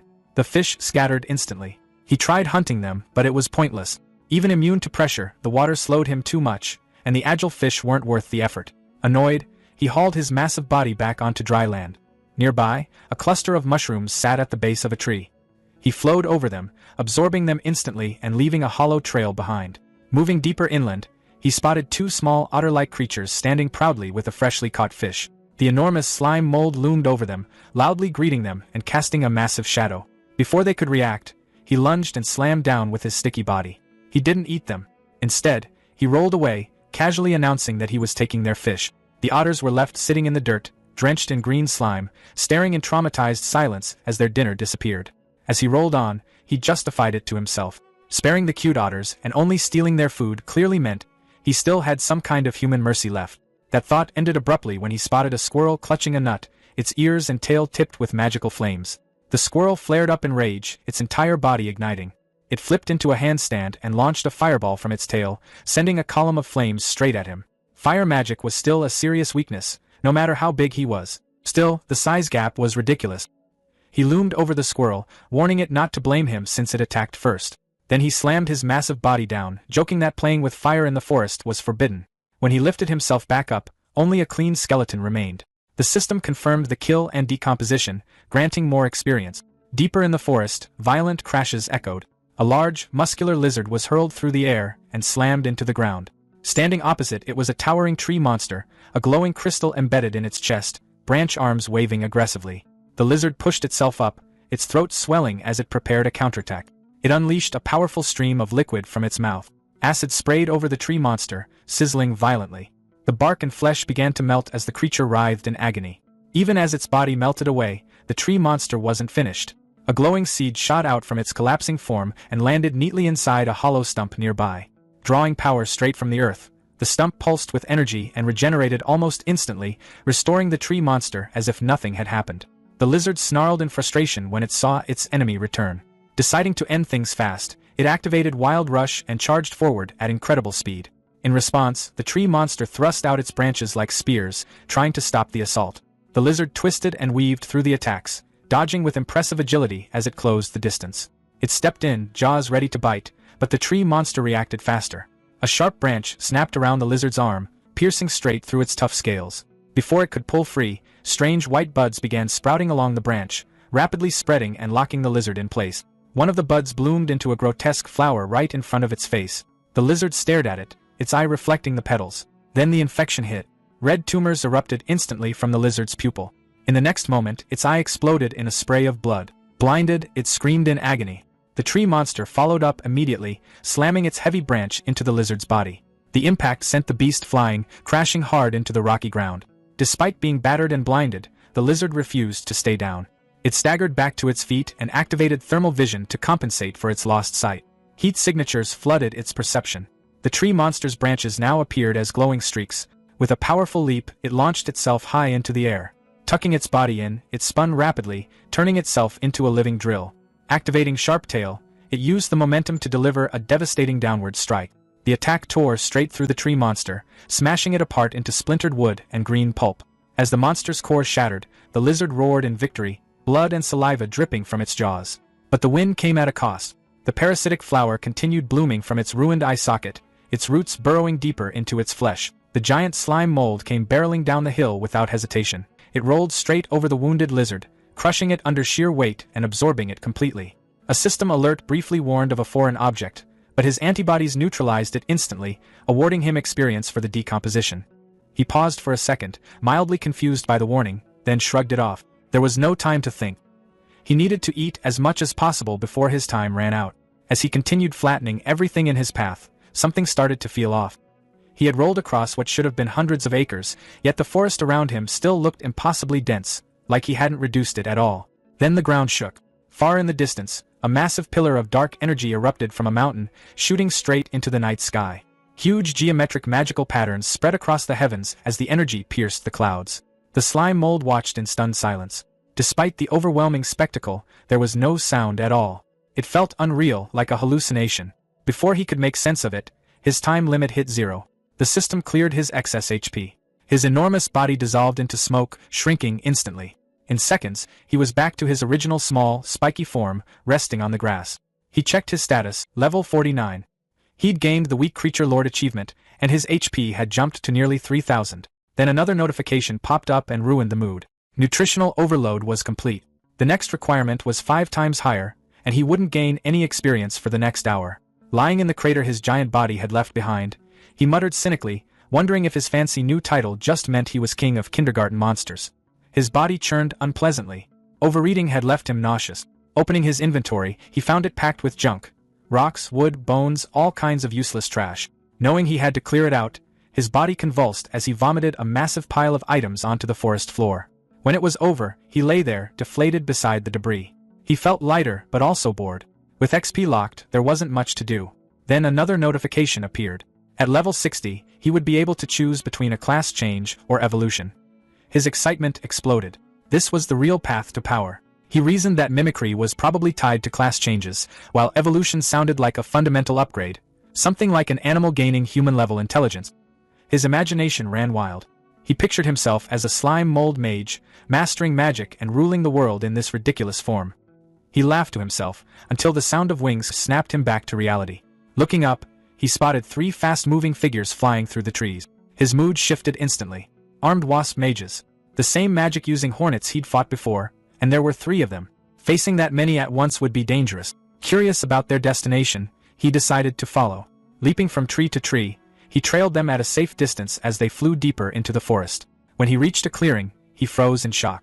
The forest floor was packed with countless hives, all connected by organic bridges, forming an enormous insect city. Hidden in the grass, he stared in awe. The scale was unbelievable. He wondered if this massive interconnected structure was what an evolved swarm looked like. The 3 wasp mages descended into the colony, joining thousands of others. Then the ground trembled. A massive clawed foot slammed down, crushing an entire hive instantly. A colossal bird stepped into view, a snake-tailed terror bird towering over the ruins. The bird ignored the wasps completely. It ripped open the hives and greedily devoured the larvae inside. Watching from cover, the slime mold broke out in a cold sweat. He recognized the species immediately. The red one had once scared him so badly he'd nearly given up on life, though this blue variant felt different. The colony fought back. Thousands of soldier wasps launched a coordinated dive bomb attack from every direction. But the bird's defenses were absurd. Stingers bounced off its thick feathers. Attacks aimed at the snake head on its tail failed too, unable to pierce the hardened scales. Physical attacks were useless. Switching tactics, the swarm blanketed the bird in insects, trying to suffocate or overheat it. The bird simply shook itself, sending thousands of wasps flying like dust. With brute force failing, the 3 wasp mages finally joined the battle. Hovering above the predator, they activated glowing magic circles and began summoning dozens of fireballs, all aimed directly at the towering terror bird. Explosions tore through the clearing, turning it into a furnace and blasting apart the hives. From his hiding place, Slimy could only stare, stunned by how strong the magic was. He expected the blue bird to be wiped out, but instead, it drank the fire like it was nothing. Its blue feathers burned into a bright, glowing red as it absorbed the spell. Fully charged now, the bird screeched and locked its gaze on the mages. The wasps hesitated, suddenly terrified. With one sharp snap of its snake-like tail, the bird ripped straight through the hives. The snake head scanned the area with heat vision, spotted survivors, and crushed a wasp in seconds. As the swarm collapsed, Slimy realized what had happened. The bird had baited the mages into powering it up. It wasn't just strong, it was clever. He decided to stay hidden and wait until it left so he could scavenge what was left behind. Then everything changed. One of the bird's wings suddenly froze solid. A group of human adventurers had arrived, drawn in by the noise. Nia Ross identified the creature as a snake heron, while Ray Carter warned everyone it was a Lord-level threat. Watching from the rocks, Slimy recognized the group from his past. The bird flexed as heat rolled off its body, melting the ice and breaking free with barely any effort. Ray Carter told Cool Fern to prepare a massive spell while he held the monster back. Cool Fern nodded, his staff lighting up with stored power. The snake heron struck with a massive claw, which Rake blocked with his shield. The impact nearly crushed him, but he forced a shield counter that blasted the bird backward. The rebound shattered his shield, leaving him exposed.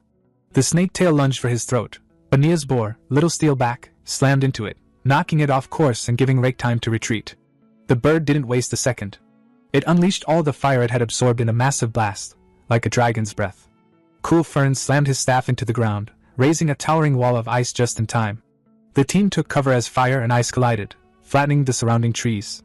From his hiding spot, Slimy watched in pure terror, realizing just how far out of his league this fight was. The ice barrier started to melt. Cool Fern shouted as he poured in everything he had left, but the wall finally shattered. When the smoke cleared, the ground was scorched, but the humans were still standing. Slimy could only feel miserable about how weak he was compared to them. Exhausted, Cool Fern admitted he was completely out of magic. Rake immediately took control, telling Nia to cover him while he went for the final blow. Little Steelback fired a spread of quills at the bird, distracting it long enough for Rake to release his full power. He launched himself into the air and came crashing down, his mace glowing like a falling meteor. The strike smashed the bird's head into the dirt, crushing its skull in one clean hit. The monster dropped. Rake stood over the body and declared the battle finished. Cool Fern let out a breath, commenting on just how dangerous the creature had been. From the shadows, Slimy decided that sticking close to humans might be his safest option. Rake told Nia to search the bird's memories for clues about their missing boss. But as he stepped near the tail, the red snake head suddenly bit into his shoulder. At the same time, the main head, everyone thought it was destroyed, snapped its eyes open for one last move. Cool Fern reacted instantly, driving an ice spike through the snake head and killing it, shouting a warning about petrifying venom. Nia rushed forward with a potion, but it was already too late. Rake's throat had turned to stone, making it impossible for him to swallow. His body collapsed as his skin hardened into gray rock.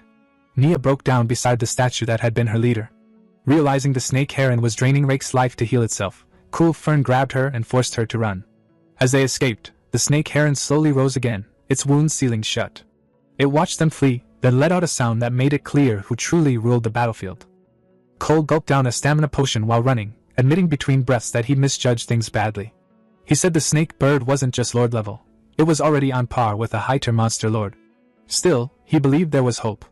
If they could make it out of the forest within a week and get the church to send a royal priest, Carter might still be saved. That hope shattered when the snake bird caught up. It slammed down in front of them, cracking the ground on impact. Cole stared in disbelief, muttering that it had regenerated far faster than he expected. He told Nia he'd take command from here. The bird lunged, claws flashing. Nia froze, panic taking over as she asked him what they were supposed to do. Cole told her not to be afraid. He said he'd already thought this through. He ordered her to conserve her magic for now. They needed to escape this cursed forest later. Then he began casting, unleashing an ice Gatling barrage. Frozen bullets hammered the snake bird, locking its legs in place as ice piled up around them. But the monster broke free. Heat built in its throat. It was about to cast high-tier flame magic again, and Cole knew immediately what was coming. He shouted at Nia to ignore everything else and just run. Seeing him walk straight toward the bird, Nia demanded to know what he was doing. Cole answered calmly that he had no choice. If he didn't pin it down here, either of them would escape, and immediately cast Hydra magic, summoning a glacial barrier, a massive wall of ice that rose between them. Nia screamed his name, but the other side of the wall was instantly swallowed by flames. The heat and light tore through the forest, leaving her devastated. Nia clenched her teeth and swung herself back onto Little Steelback's back, urging it forward as she rode away. She knew she had to leave this place immediately, and report everything about this twisted forest to the church. Staying any longer felt dangerous. Just then, her owl caught up to her. Nia felt a rush of relief. She had thought she'd lost it earlier when their magical connection was cut. Seeing it again was a huge comfort. With her owl's vision guiding her, finding a way out of the forest should have been much easier. But that hope shattered almost instantly. The owl didn't respond to her call. Instead, it flew past her and landed silently on a nearby branch. Confused, Nia looked up and froze. When the owl turned around, she saw its eyes bulging unnaturally, filled with something alien. The sanctified fall parasite had infected it. At the same time, far away in a sealed space, another scene was unfolding. Mountains of dead monster bodies were scattered everywhere, weapons still embedded in their flesh. Guild Master Goon stood among them, staring at a system window warning him that his energy and mana had reached their time limit. He already understood what that meant. Suddenly, the dead flesh around him began to move. The corpses flowed together, merging into a single massive body. The entity that formed commented calmly that Goon was panting, clearly struggling to breathe. Over the past 2 years, Goon had exterminated every high-level magic beast in the swamp forest. This entity had died by his hands countless times already. It wondered aloud if Goon had finally used up all his assets. This being was Yahello, the king of the swamp forest. Yahello asked what Goon had been muttering to himself about earlier, guessing it was the thing he called the system, the same thing that helped him turn his guild into one of the 8 great guilds. It claimed to know the secret of Goon's body as well, having gathered similar information through transmigration across other universes. It explained that forcing Goon to give everything he had, sparing nothing, was the only way to truly strangle and kill him. That was why Goon had been lured into this trap. Even so, Yahello admitted it hadn't expected Goon to grow this strong, or to still be hiding so many trump cards. With a cold tone, the entity offered him one last choice. After destroying everything Goon had built, would he prefer to be turned into a corpse puppet? Or would he join them and take part in the grand plan of dimensional ascension? Goon said he'd already made his decision. Picking up his weapon, he answered by slashing forward, declaring he would kill them all. Yahello laughed, calling it pointless. Inside this eternal barrier, it was immortal and undying. It asked if Goon really understood that. Another mass of flesh surged up from behind to attack, mocking him for still being nothing more than mortal flesh. His heavy breathing proved he was nearing his limit. If he refused to cooperate, he would die. Goon didn't argue. He calmly took another item from his inventory and threw a vial at Yahello. It shattered on impact, spraying true holy water everywhere. The entity recoiled in shock as the holy water spread, burning through its body. Goon explained that true holy water scorched the soul itself. Even physical immortality was meaningless in front of that power. He admitted it was unfortunate. He'd been saving it for the true mastermind behind everything, but it had to be used here. Yahello cursed him, ranting that even angels had fallen and demanding to know where he'd obtained true holy water. Before an answer could come, Yahello was no more. The holy fire kept raging, swallowing the battlefield in blinding light. Goon stood inside the flames when a system warning suddenly flashed in front of him, alerting him to a massive energy spike. The message made his chest tighten. The target was regenerating. A surge of golden power exploded outward. Instead of the monster burning away, its flesh knitted itself back together, rising higher and more imposing as the chaos settled. Goon stared in disbelief. He knew true holy water didn't just burn the body, it scorched the soul itself. A soul that was completely erased shouldn't be able to come back, even in a sanctified environment. So how was the enemy still standing? As the smoke thinned, the monster revealed its new form. Yahello hovered above the ground in what the system identified as sanctified fall mode, a horrifying floating red sphere, studded with writhing tentacles and a single unblinking eye at its center. The creature laughed, its voice dripping with mockery, making it clear Goon's supposed trump card had failed. Goon demanded to know how it had adapted so quickly. Yahello sounded almost pleased as it explained that the answer lay with Goon himself. It reminded him of the Dragon Emperor's finger he had sliced off earlier. Back then, Yahello had wondered how a spear could cut through a Dragon Emperor's skin. The answer, it realized, was the true holy water coating Goon's weapon. When that finger had fallen into the forest and gone missing, it landed near weaker monsters. that triggered an invisibility-type attribute, allowing the fragment to be located and reclaimed. By absorbing the finger, Kidoyawa learned the secret of the holy water. Since Goon had only used a thin layer on his blade, the monster was able to adapt to the holy energy lingering in the severed limb and gain immunity. Declaring that Goon had exhausted all his options, Kidoyawa calmly ordered him to die. The ground responded instantly. It rumbled and split apart as enormous stone hands erupted from the earth, towering over Goon. One slammed down, aiming to crush him flat. Then another, and another. The attack turned into a brutal barrage as countless hands smashed the ground over and over again, burying him under sheer force. The assault ended with a spell, Abyss Magic, Earth Burial, leaving a massive crater beneath the floating monster. Buried deep under the earth, Goon felt crushing pressure from all sides. His spear reacted on its own. The tip glowed as a green magic circle appeared, activating 20 layers of elemental runestone effects. Earth attribute absorption kicked in, neutralizing the weight and magic pressing down on him.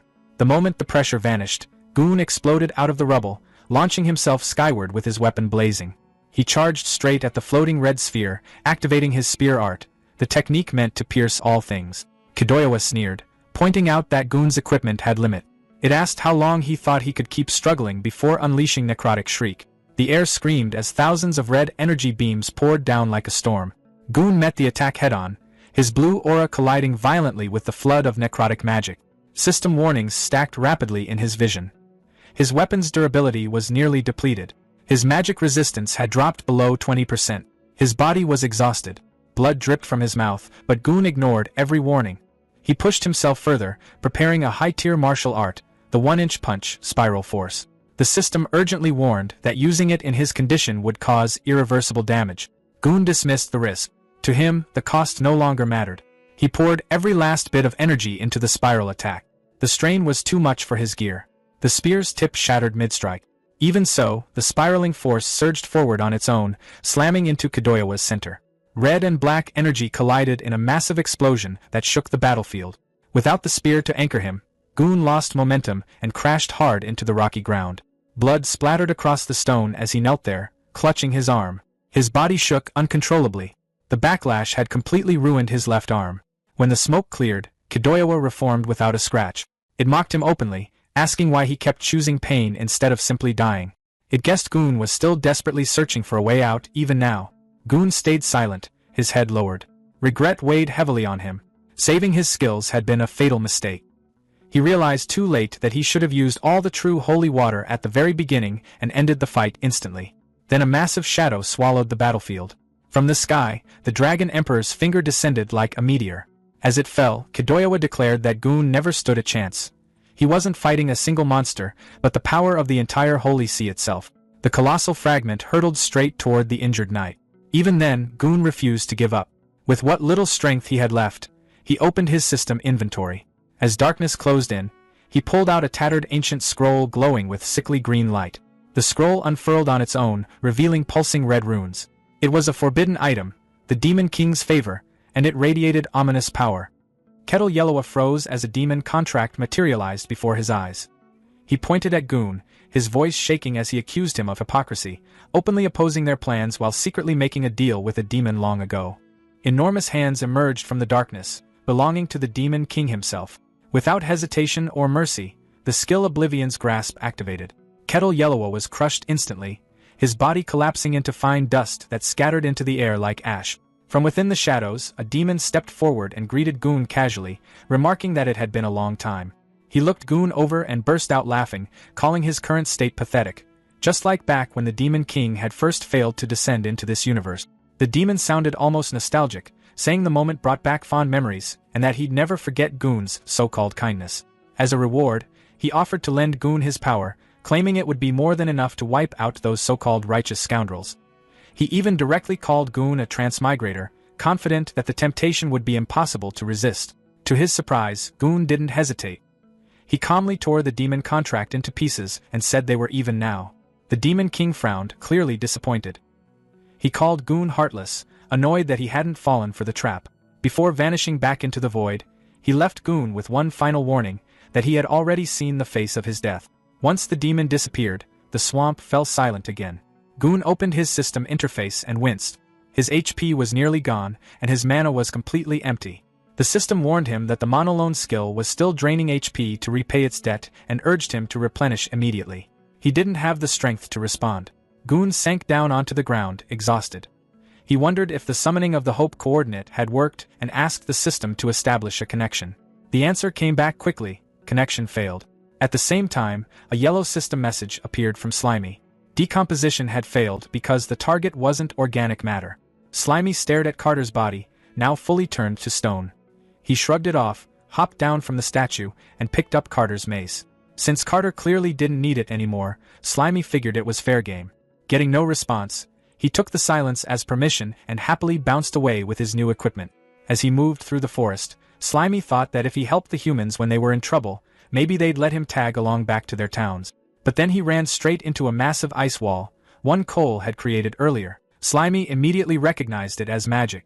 A mage had made this, no doubt about it, which meant the group had to be close. He wondered if they'd already taken down the snake bird. Maybe there was loot left behind. Still, he wasn't stupid. His own survival came first. Instead of rushing in, he decided to scout things out. Activating his search skill, Slimy carefully stretched his tendrils upward. The moment they peeked over the ice wall, his whole body went rigid. The snake bird was still alive. Worse, it was holding Cole.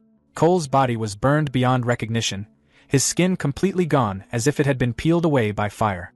Slimy didn't even have time to react before the snake bird casually opened its beak and swallowed Cole whole, like it was nothing more than another meal. That was enough. Slimy didn't hesitate. He turned and bolted. As Slimy ran, one terrifying thought kept repeating in his mind. If Cole was dead, then what about the last girl? Had she already been killed too? Elsewhere in the forest, Sanctified Fall, now fully possessing the owl Mio, dove from above with lethal speed, targeting Nia. Nia reacted instantly, warning little Steelback that Mio was no longer an ally. Her voice was calm but firm as she ordered a counterattack. Steelback responded at once, activating Spinyback. Its fur stiffened and extended outward like rows of sharp nails, bracing for impact. But Mio was ready. As the owl charged, its beak began to glow. Iron Beak Gale activated, its neck stretching unnaturally as slicing force exploded outward in every direction. Trees were shredded in an instant. Trunks split apart, branches collapsed, and the forest itself seemed to be carved open. The sheer force drove Nia and Steelback backward as the attack tore through everything nearby, sending countless trees crashing to the ground.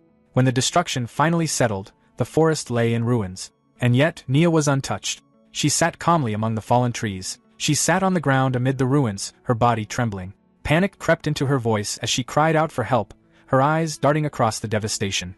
She couldn't understand how Mio had ended up like this, how things had spiraled so badly. A harsh, strained grunting sound broke through the silence. Nia turned her head and spotted a spiky-haired boar pinned beneath a massive fallen log. It was Steelback. Forcing herself to stay calm, she called out to him, telling him not to be afraid. She explained that she would try to send her magic power into him and fix this somehow. The boar could only answer with weak, pained grunts. Above them, perched on a tree branch, Mio watched. 3 ghostly heads shaking, glowing faintly as its wings remained half-spread. Without warning, the owl creature launched itself forward, wings fully spread as it attacked. Nia barely had time to react. She shrank back against the ground, raising her arms over her face, bracing herself for the impact she was sure was coming. At that exact moment, a skill activated. Mind control. The owl froze mid-motion. Its body stiffened, its expression twisting as its eyes flared with an unnatural glow. Suddenly, the world around Nia dissolved. She found herself floating in a dark, dreamlike space. Almost immediately, she understood where she was. This was Mio's mental world, just as the pet contract allowed. A faint sensation tugged at her awareness. She turned and noticed a distant light ahead. As she focused on it, the shape sharpened. A radiant, angel-like figure hovered in the distance, shining brilliantly, with the owl creature lingering nearby. When Nia finally faced the figure directly, its overwhelming glow flooded her vision, leaving her unable to look away. Nia stood in the strange, glowing mental world, staring up at the radiant figure hovering above her. She quickly realized who it was and wondered why Lord Angel was inside Mio's mind at all. Lord Angel looked down at her calmly and told her to come closer, the voice steady and commanding. Then, without warning, the left side of that serene face twisted, shifting into something red and monstrous. The gentle presence vanished in an instant. Back in her physical body, Nia screamed, panic taking over as she begged desperately for someone, anyone, to save her. Nearby, Steelback trembled under the log, letting out a weak, pained sound as if sensing her terror. At the same moment, the owl creature, its eyes glowing wildly, lunged straight toward Nia. Before it could reach her, a spiked club crashed down onto the owl's head midair. The impact was brutal, sending the creature flying backward and clearing it from the fight in an instant. Nia remained collapsed on the ground, eyes squeezed shut, completely unaware of what had just saved her. When Nia finally opened her eyes, she froze. Right in front of her, it was Captain Hawk's slime meteor hammer. Slimy swung the massive flail with growing confidence, convinced its control over its own body had finally reached perfection. In its mind, a stone was no different from a bullet, and the flail itself was basically a cannon. That confidence lasted exactly one swing too long. The weapon came down with a loud crack, straight onto Steelback's head. Slimy froze. A bead of cold sweat formed as it realized what it had just done. Awkwardly, it pulled the flail back, its body squirming as the weapon dissolved and melted back into its form. Steelback shook his head and let out a low grunt, looking more annoyed than injured. Nia slowly pushed herself upright and turned toward Slimy. Relief flooded her face as she thanked it for saving them. She gently lifted Slimy into her hands and held it close. Tears welled up in her eyes as she spoke softly, saying it felt strangely familiar. Like, deep down, she already knew exactly who it was. The slime went completely still, its round body stiffening in pure shock. Inside its head, it instantly rejected the idea. That couldn't be true. It was just a slime. Nothing more, nothing special. Nia didn't see it that way at all. Tears poured down her face as she hugged the slime tightly and pressed it to her cheek. Between sobs, she insisted she knew the truth. To her, this wasn't just a slime. It was Captain Hawk, reborn and returned at the exact moment she needed saving. Behind her, Steelback stood frozen, staring at the scene in disbelief. The boar let out a quiet, breathy huff, clearly struggling to wrap his head around what he was witnessing. From the nearby shadows, a pair of bird-like legs slowly emerged. A moment later, the wounded owl creature dragged itself out from behind a fallen log. Even in its battered state, it let out a sharp, furious screech. Nia stiffened, still clutching the slime, and quickly looked back at Steelback. She asked if he could still fight after receiving her magic. He answered immediately, making it clear he was ready. The slime didn't hesitate. Its body softened and spread, thin tendrils flowing across the ground as it activated its search skill. The owl creature dove down, pecking wildly at the slime's tendrils and tearing into the sensory net. But before it could do real damage, the slime suddenly reformed behind it. A solid club slammed straight into the owl's rear. The owl shrieked in pain and fury, twisting around and lunging at the slime in retaliation. That was when Steelback charged. Perfectly seizing the opening, the boar drove his tusks into the owl's side with brutal force.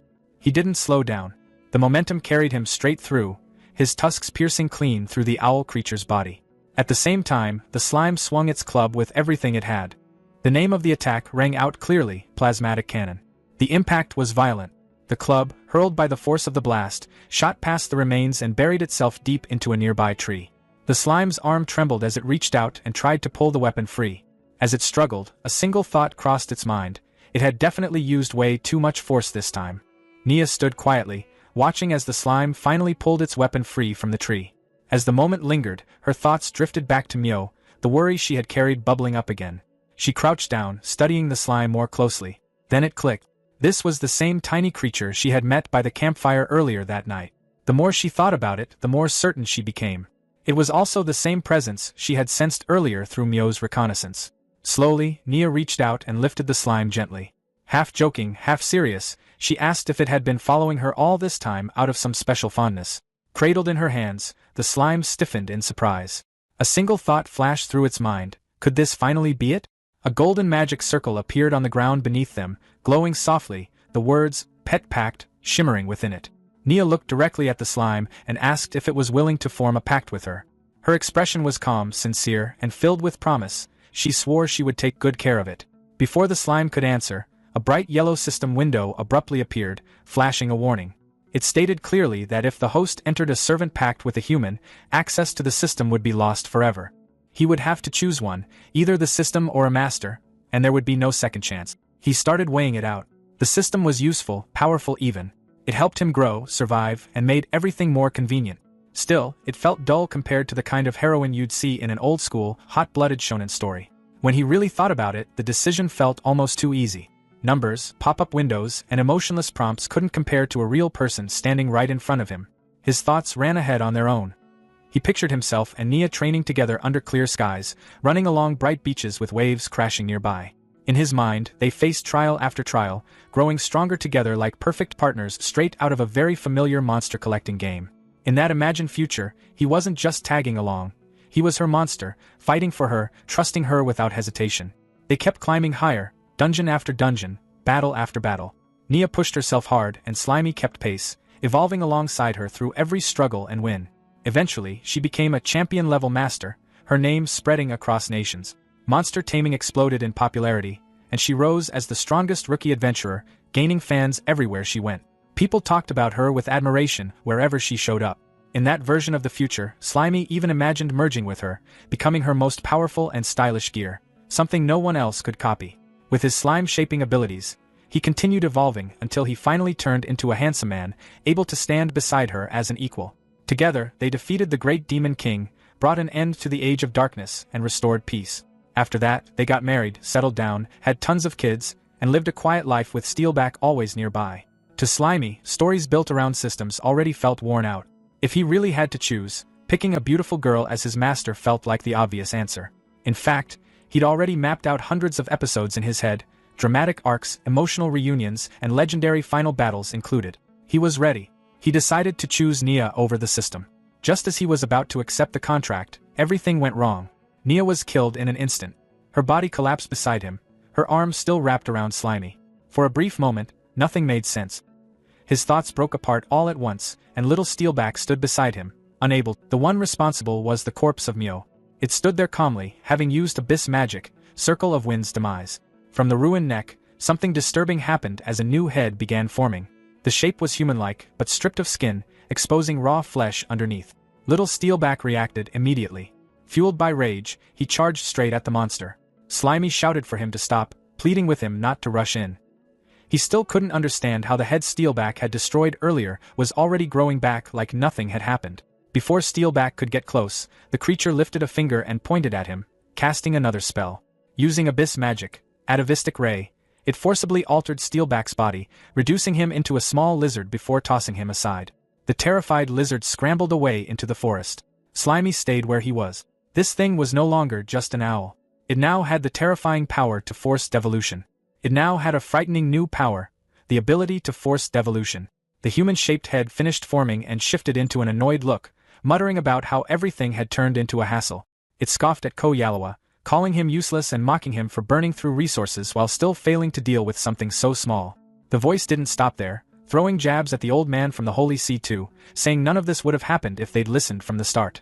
The one speaking finally revealed herself. She was Merlin, Guild Master of the Blue Hat Guild, and one of the church's 7 holy knights. Clearly irritated that she had to handle this herself, Merlin glanced at the sky and noticed the imprisonment barrier was already gone. Even so, she had no intention of chasing anyone down.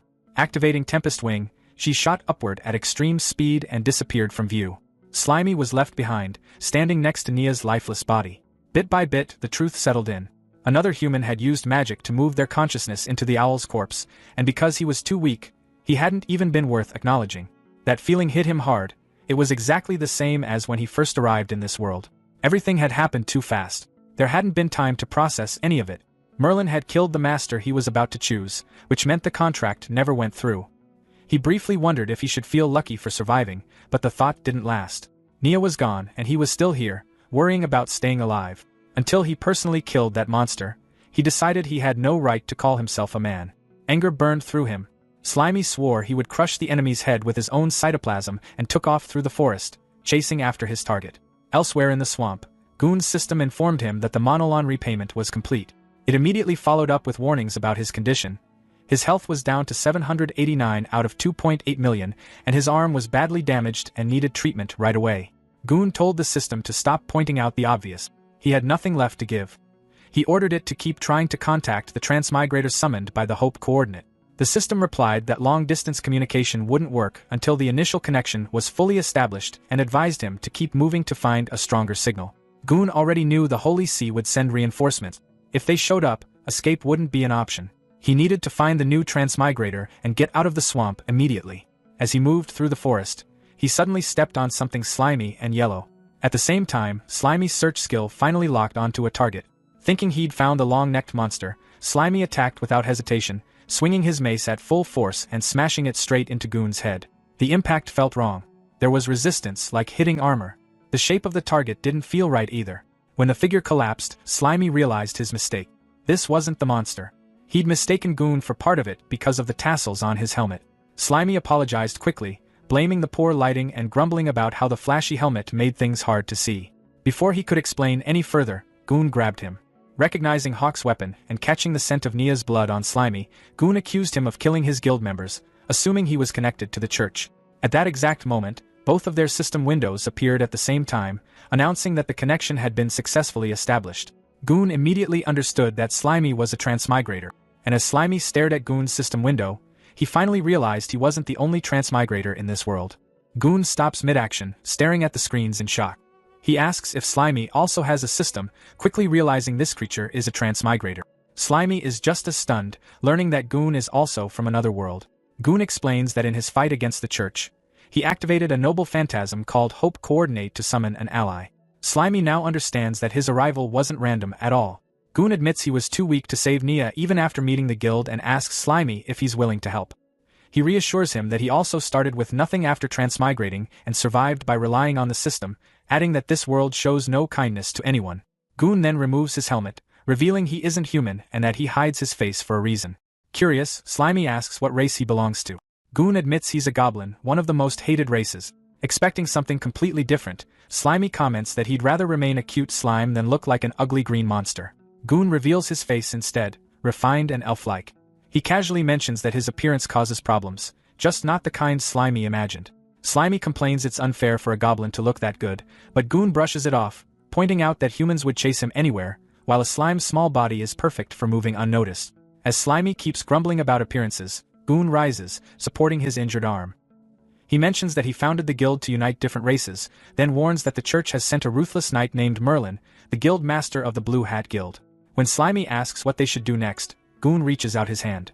A system interface appears as he prepares to transfer all his magic and combat abilities. The system confirms the link, and Slimy excitedly asks if this will instantly make him overwhelmingly powerful. Goon explains that he walked straight into a trap set by the Pope, with the old man from the Holy See pulling the strings, and has already exhausted his strength. He needs Slimy to be the one who continues the fight. When Slimy jokes that this sounds like a typical hatred of the church, Goon corrects him. He explains that the church already controls the world, and their true goal is to sacrifice all life here to fuel beings who want to ascend to a higher universe. Stunned by the scale of it all, Slimy asks how something like that is even possible. Goon begins recounting his past. He explains that he was born a goblin cub at the very bottom of society, raised in mines where survival meant eating scraps and whatever was left behind. At 5 years old, his system awakened, giving him the power to kill the goblins who tormented him. In his memories, a blood-covered young Goon questions who he really is, yet knows his soul was always human. He goes on to explain that he rescued imprisoned female heroes and helped them recover using a skill called dual cultivation. Slimy agrees that even with a monster body, Goon's heart is human. Then it clicks what that skill really means, and Slimy awkwardly points out that it involves sex, comparing it to his own useless decomposition ability. Goon confirms it without hesitation, admitting the skill is exhausting and even saying he envies Slimy. He explains that partnering with different classes boosted different stats, warriors strengthened his vitality, mages increased his magic output, and the experience gain was massive. He used that power to protect them and start families. Wanting a safer future, he moved them all to the royal capital.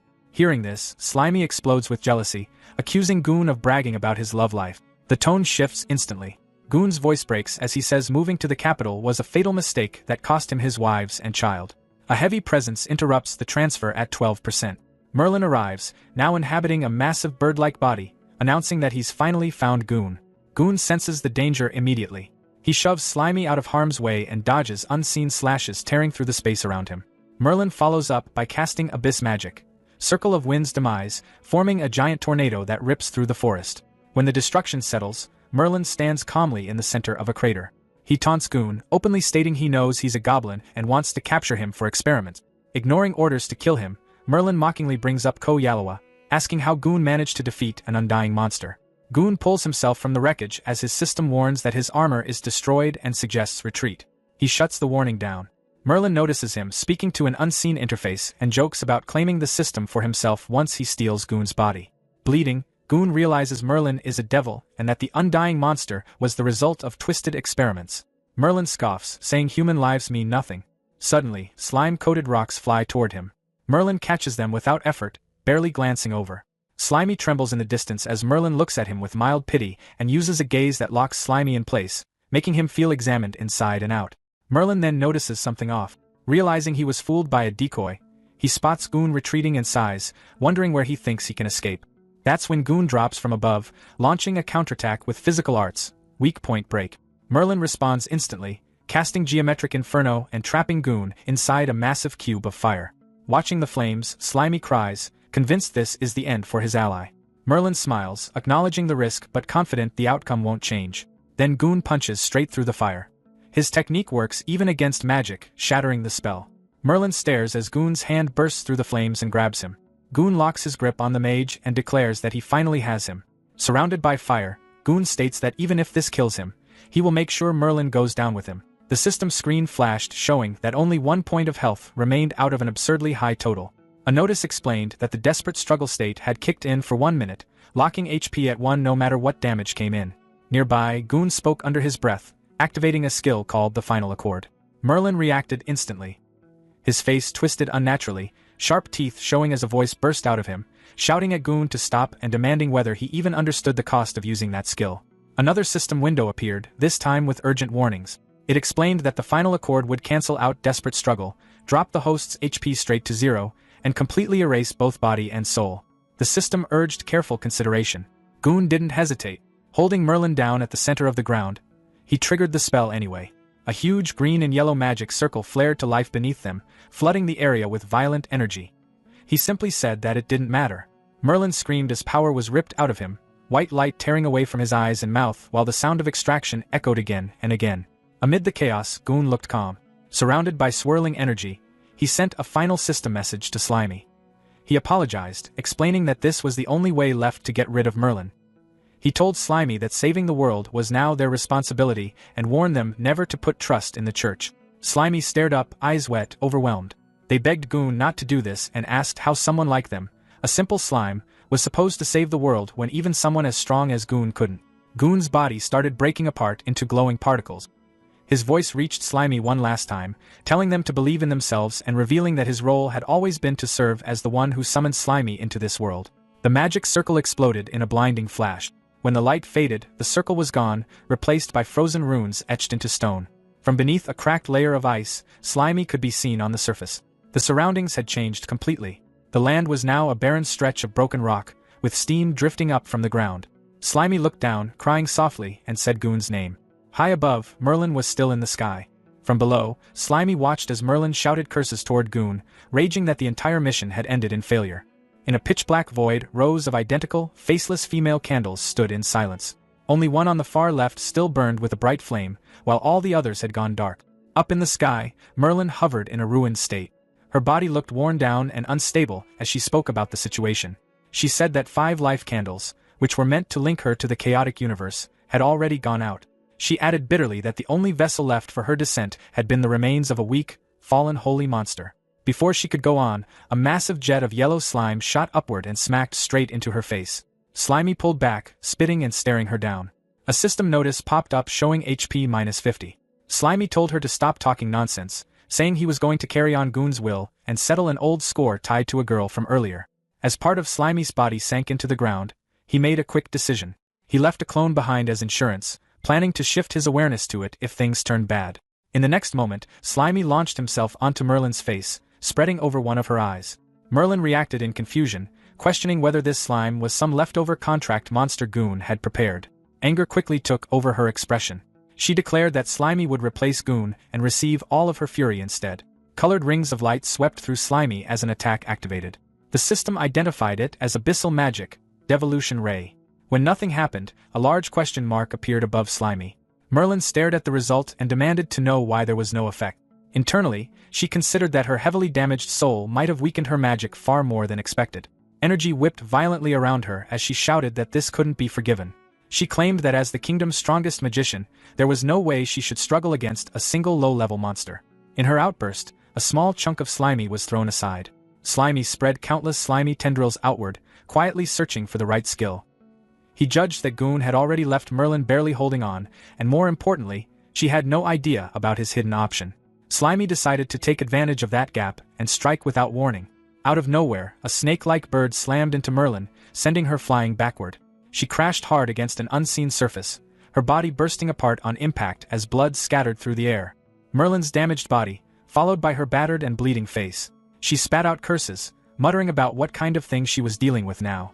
She swore that if she ever made it back to the church and had time to recover, she would turn the entire swamp forest into nothing but ruins.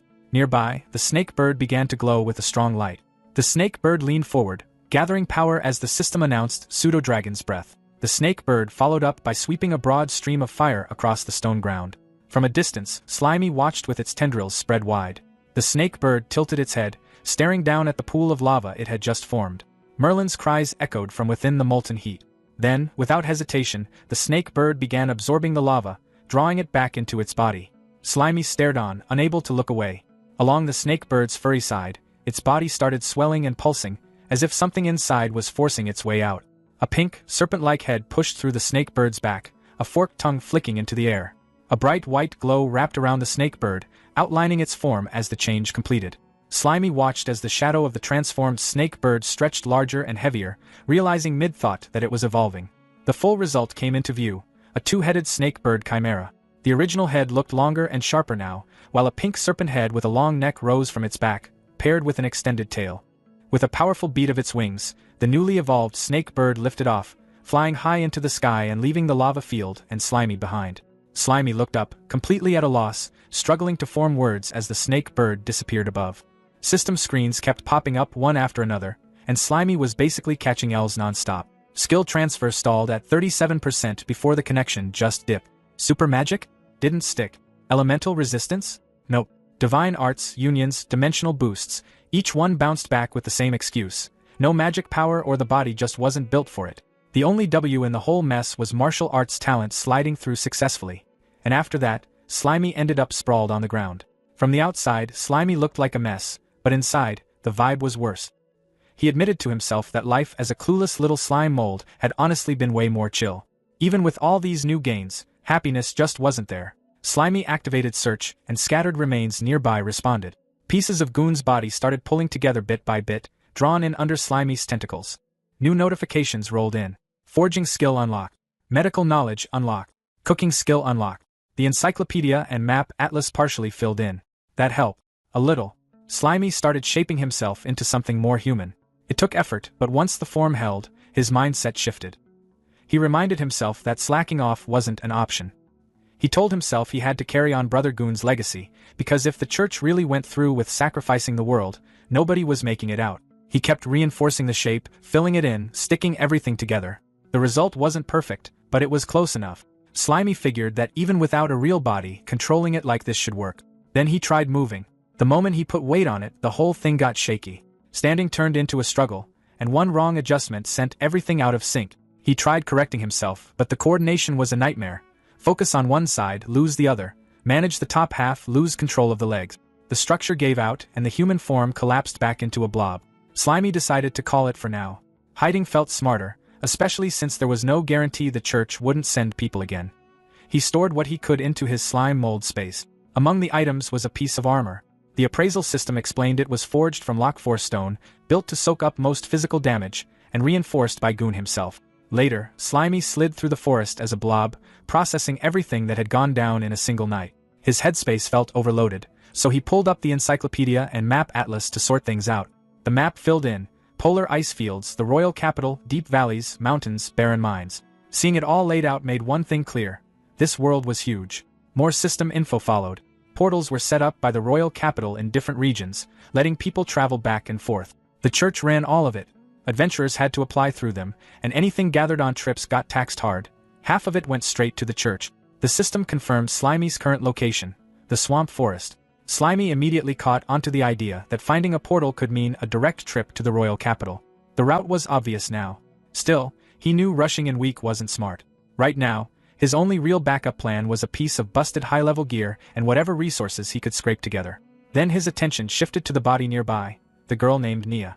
Slimy stared at it for a moment, quietly weighing whether breaking it down was the next move. Slimy hovered over Nia's body for a moment, quietly settling the choice in his head.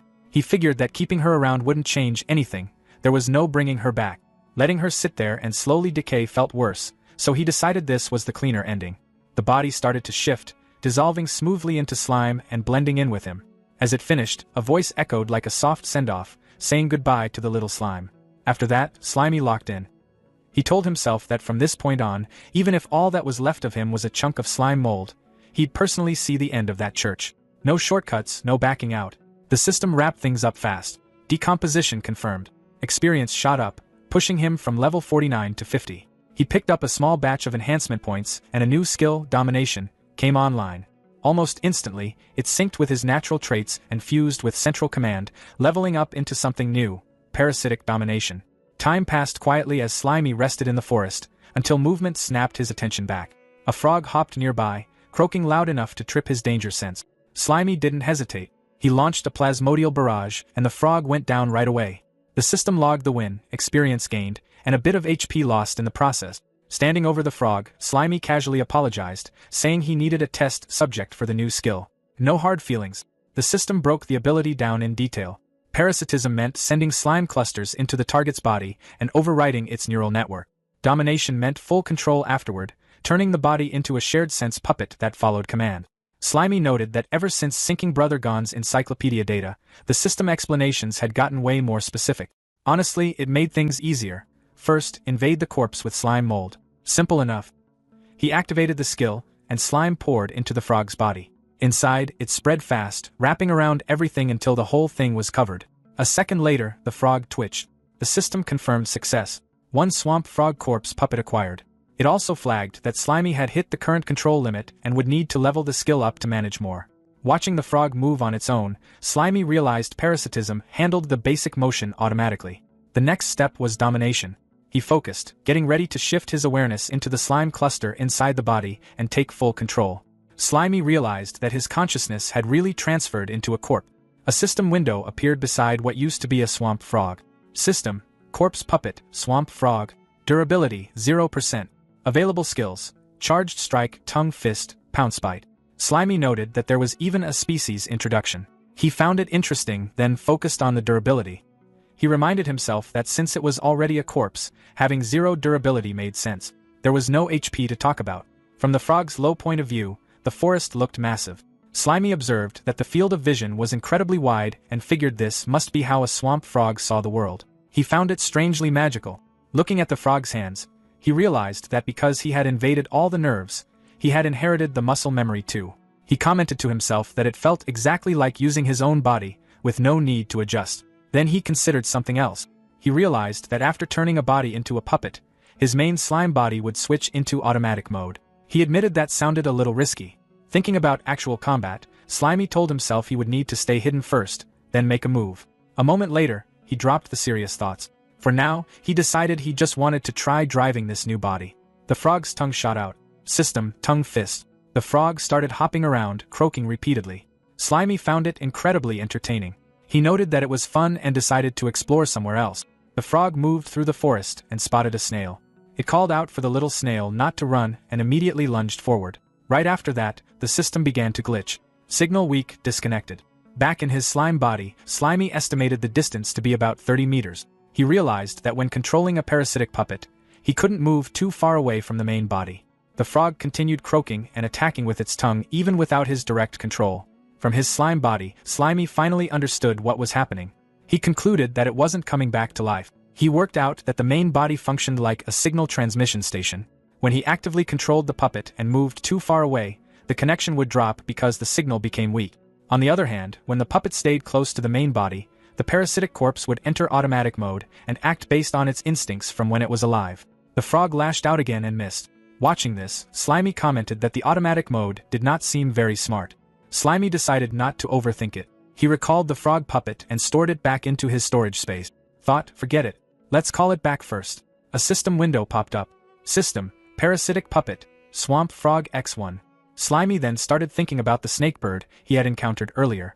Following that logic, he figured that as long as he defeated that creature, he should be able to parasitize its corpse too. His imagination ran wild. He pictured himself riding a powerful snakebird through the skies. If he could parasitize a high-level magic beast, that would be amazing. He reasoned that he could build a strong parasitic army and use it to fight against the so-called evil Holy See. The idea amused him. For now, he decided to keep searching for better targets. Slimy hopped across the swamp, moving smoothly over the surface. Without warning, a jet of water shot up from below and slammed into him. System, HP-70. Slimy landed back down, annoyed. He demanded to know who dared to launch a sneak attack on him. A strange creature surfaced nearby. It looked like a mix between a pufferfish and a crab. Slimy ordered it to state its name. The creature only responded with strange noises, repeating dulu dulu as it faced him. Slimy sized it up. He identified it as some kind of pufferfish that could spit water, mixed with a smelly crab. To him, it looked like perfect material delivering itself right to his door, saving him the trouble of hunting. The creature attacked again. System, water gun. Slimy complained that everything and everyone seemed to treat him like easy prey. Then he declared that he would show it the strength of a level 50 low-ranking monster lord. Slimy launched his counterattack. System, plasmodial barrage. The barrage struck the puffer crab directly. The creature quickly turned and tried to swim away. Slimy refused to let it escape. He pointed out that attacking and running away would not be that simple. He activated another skill, Morph Net. A shifting net spread out and trapped the fleeing puffer crab in place. Slimy tightened the morph net, and more pufferfish got caught in the struggle. System, defeated target gained experience points. Slimy was impressed. He noted that there were way more of them than he expected. When he checked his interface, a new icon appeared. System, parasitic puppet, pufferfish X1. Another window opened. System, corpse puppet, pufferfish. Durability, 99%. Available skills, water gun, steel tooth cut, inflate. Slimy observed that this one was in much better condition than the frog. 99% durability looked promising. Not far away, a large swamp crab moved beneath a tree. Slimy climbed up, positioning himself above it.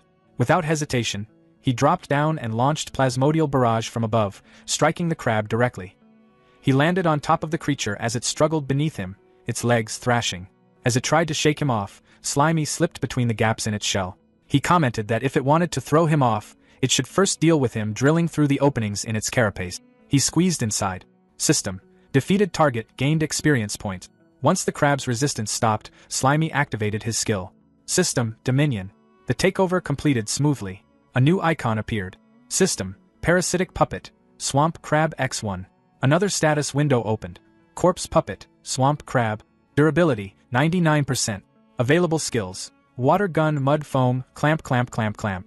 Slimy reviewed the crab's skills with interest. Between the frog, the pufferfish, and now the swamp crab, his parasitic lineup was steadily expanding. Slimy looked over his combat squad and decided the lineup was finally perfect. Everything felt balanced now. There was Xieju, the heavily armored crab who handled the front line as the team's tank. Xiaoduan, the sharp-eyed pufferfish, stayed back with a bow and arrows, acting as the marksman. Master B, a multi-armed humanoid bee, covered magic attacks as the mage, and Waji, the hooded frog, kept to the shadows as their assassin. Slimy introduced himself as the commander-in-chief and the strongest support, making it clear he was the one holding everything together. The squad loaded into a pixel-style battle interface, facing the level boss, the feathered serpent dragon. The fight kicked off fast. The dragon rushed forward and aimed a trample attack straight at Master B.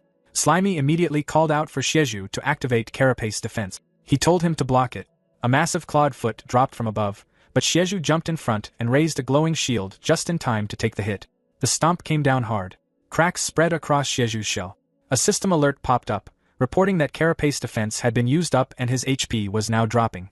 Slimy told Xieju not to worry because he had him covered. Then he activated cytoplasmic injection. A stream of glowing fluid sprayed onto the cracked shell. Green healing symbols flashed, and the broken carapace repaired itself almost instantly. Spotting a chance to push back, Slimy pointed at the dragon and told the mage and marksman to go all out. Master B and Xiaoduan responded together. Magic blasts and arrows poured down in a steady wave. Damage numbers: 187, 199, 167, 231, 127, 233, kept popping up as the feathered serpent dragon took hit after hit. Even so, Slimy observed that the dragon's hide was incredibly tough. He noted that the pinning attacks from Master B and Xiaoduan would only slow it down for so long. So he called Waji in to finish the setup. Waji moved fast and used assassination art, landing a precise slash across the dragon's face. Another system alert confirmed that the feathered serpent dragon had taken massive damage and entered a weakened state. Its HP bar dropped to nearly nothing. The squad gathered around Slimy, buzzing and cheering after the successful combo. But Slimy told them this wasn't the time to hype him up. He reminded them they still had a boss to finish and urged everyone to wrap it up quickly. Slimy let out one last roar and told his squad to end it right now. He ordered everyone to throw everything they had at the boss. The feathered serpent dragon cried out as the team's combined final strike hit all at once. The impact triggered a huge explosion. Smoke and debris shot into the air. When everything cleared, the dragon was sprawled on the ground, eyes rolled back, tongue hanging out. A system message appeared, confirming the feathered serpent dragon had been fully defeated. Its HP bar was completely empty. A bright victory screen took over the interface. The squad gathered in a tight huddle, claws and hands stacked together in celebration. Slimy laughed, clearly pleased with how the fight went. He told them that playtime was over and their real training started now. Without wasting a second, he hopped toward the glowing cave exit. Shieju, Waji, Master B, and Xiaoduan followed close behind as they stepped out into the open world. The scene shifted to a bright forest filled with sunlight. A river ran smoothly between thick trees. Near the water's edge, a small round creature with a long tail bounced along. A system tag labeled it, Bouncy Mouse, Level 9. It had a worm in its mouth. Out of nowhere, an empowered tongue shot out from the shadows and struck the mouse with insane speed. The attacker stepped into view. A mimic stone cat, Level 21, its body covered in rough gray, rock-like scales. The cat secured its catch and let out a proud meow, clearly enjoying the successful hunt. But the moment didn't last. From above, a giant swamp mosquito, Level 35, dropped down. It drove its sharp proboscis deep into the cat's back. The mimic stone cat released a weak, fading meow as the stronger monster began feeding, claiming the hunt for itself. The giant swamp mosquito finished feeding, its abdomen swollen and pulsing with stolen blood. It left the dried-out remains of the mimic stone cat behind and drifted down to the river. Settling lightly on the water's surface, it began laying a cluster of eggs. Below the surface, several fish rushed in at once. They swarmed the spot and started devouring the eggs the moment they appeared. The mosquito reacted instantly. Its body sparked as it activated electric discharge. Blue lightning shot through the water, sending a violent surge in every direction. The nearby fish jolted from the blast, caught in the sudden wave of electricity. But the chain didn't stop there. From the depths, a massive mouth burst upward. An electric catfish, Level 44, surged out of the river and swallowed everything in reach. The mosquito, the stunned fish, and a huge gulp of water, all in one powerful snap. A blinding white light exploded across the river. High above, perched on a thick tree branch, Slimy watched it all unfold. He stared at the glowing water and said he couldn't believe it was happening again, especially so soon after dealing with the feathered serpent dragon. The light slowly faded. In place of the catfish was something far larger, a massive blue serpentine beast. A system tag appeared, Thunder Catfish, Level 52. The newly evolved monster wasted no time showing its strength. It unleashed Thunder Flash. A towering pillar of lightning blasted from the river, tearing through the water and shooting straight into the sky. Slimy stayed on his branch, looking down at the river in silence as the leftover sparks flickered across the surface. The forest grew calm again, but the air still carried the faint glow of electricity. Slimy held onto the tree branch, completely drawn in by the raw power he had just witnessed. He wondered out loud if his eyes were playing tricks on him or if monster evolutions were really happening more often now. Right then, a system interface popped up in front of him. It began loading background data from the encyclopedia. When the progress bar hit 100%, a detailed map of the swamp forest appeared. The area was labeled as an S-rank danger zone, a place packed with high-level magic beasts where frequent evolution was considered normal. More information scrolled across the screen. The database showed a past battle record, Gone versus the Swamp Forest Monster Allied Army. It explained that the regional king, Yahello, had gathered every intermediate and high-level magic beast in the forest to surround Gone. The outcome had been devastating. The entire Allied army was wiped out. In the aftermath, a massive scorched crater remained, and the ecosystem had been left in ruins. The report then shifted to the present. The region was now in a recovery phase. The land was steadily collecting magic power, using it to rebuild the environment and restart the monster's evolution cycle. The surviving intermediate beasts were benefiting the most from this surge of magic, essentially gaining priority access to evolve. The encyclopedia listed examples, including the feathered serpent dragon at level 89 and the newly evolved thunder catfish at level 52. It added that the food chain was about to be completely reshuffled, with every monster fighting for the chance to become the next ruler of the territory. When the recording ended, Slimy admitted that Brother Gon's database was way more useful than he had expected. He glanced at Xiaoduan, Waji, Master B, and Shieju, then wondered if monsters turned into his parasitic puppets could still evolve. That question stayed unanswered for now. He also couldn't help noticing something else. Even though he was only one level below the thunder catfish, the fish clearly felt much stronger than him. That detail bothered him more than he liked to admit. A new system notification appeared, explaining that level alone wasn't a perfect measure of strength. It stated that species traits and mastered skills played a huge role. It even included an example, saying that dragons produce dragons, but a level 100 mouse could still end up as nothing more than a snack for a young dragon. As for his puppets, the system reported that there was no relevant data available in the current records. Before Slimy could think further, a massive burst of blue lightning flashed in the distance. The sky lit up again. He looked toward the source and figured the thunder catfish was probably already fighting something else. Without hesitating, Slimy decided he needed to see it for himself and prepared to head in that direction. Slimy drifted closer to the crackling bursts of electricity. The yellow slime watched bright arcs flash through the air nearby. Stuck right in the middle of all that energy, he just stared and blurted out that this was insane. In the clearing ahead, a brutal fight was already reaching its end.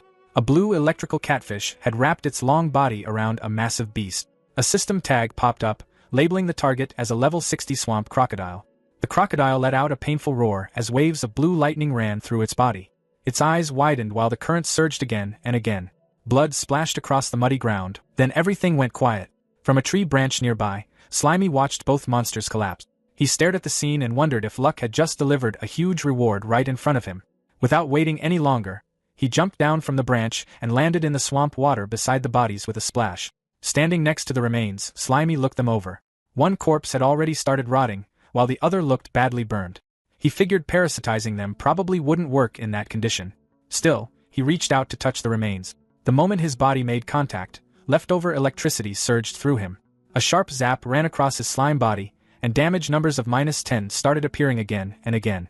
Slimy shook wildly from the current while shouting that there was still way too much electricity left in that thing.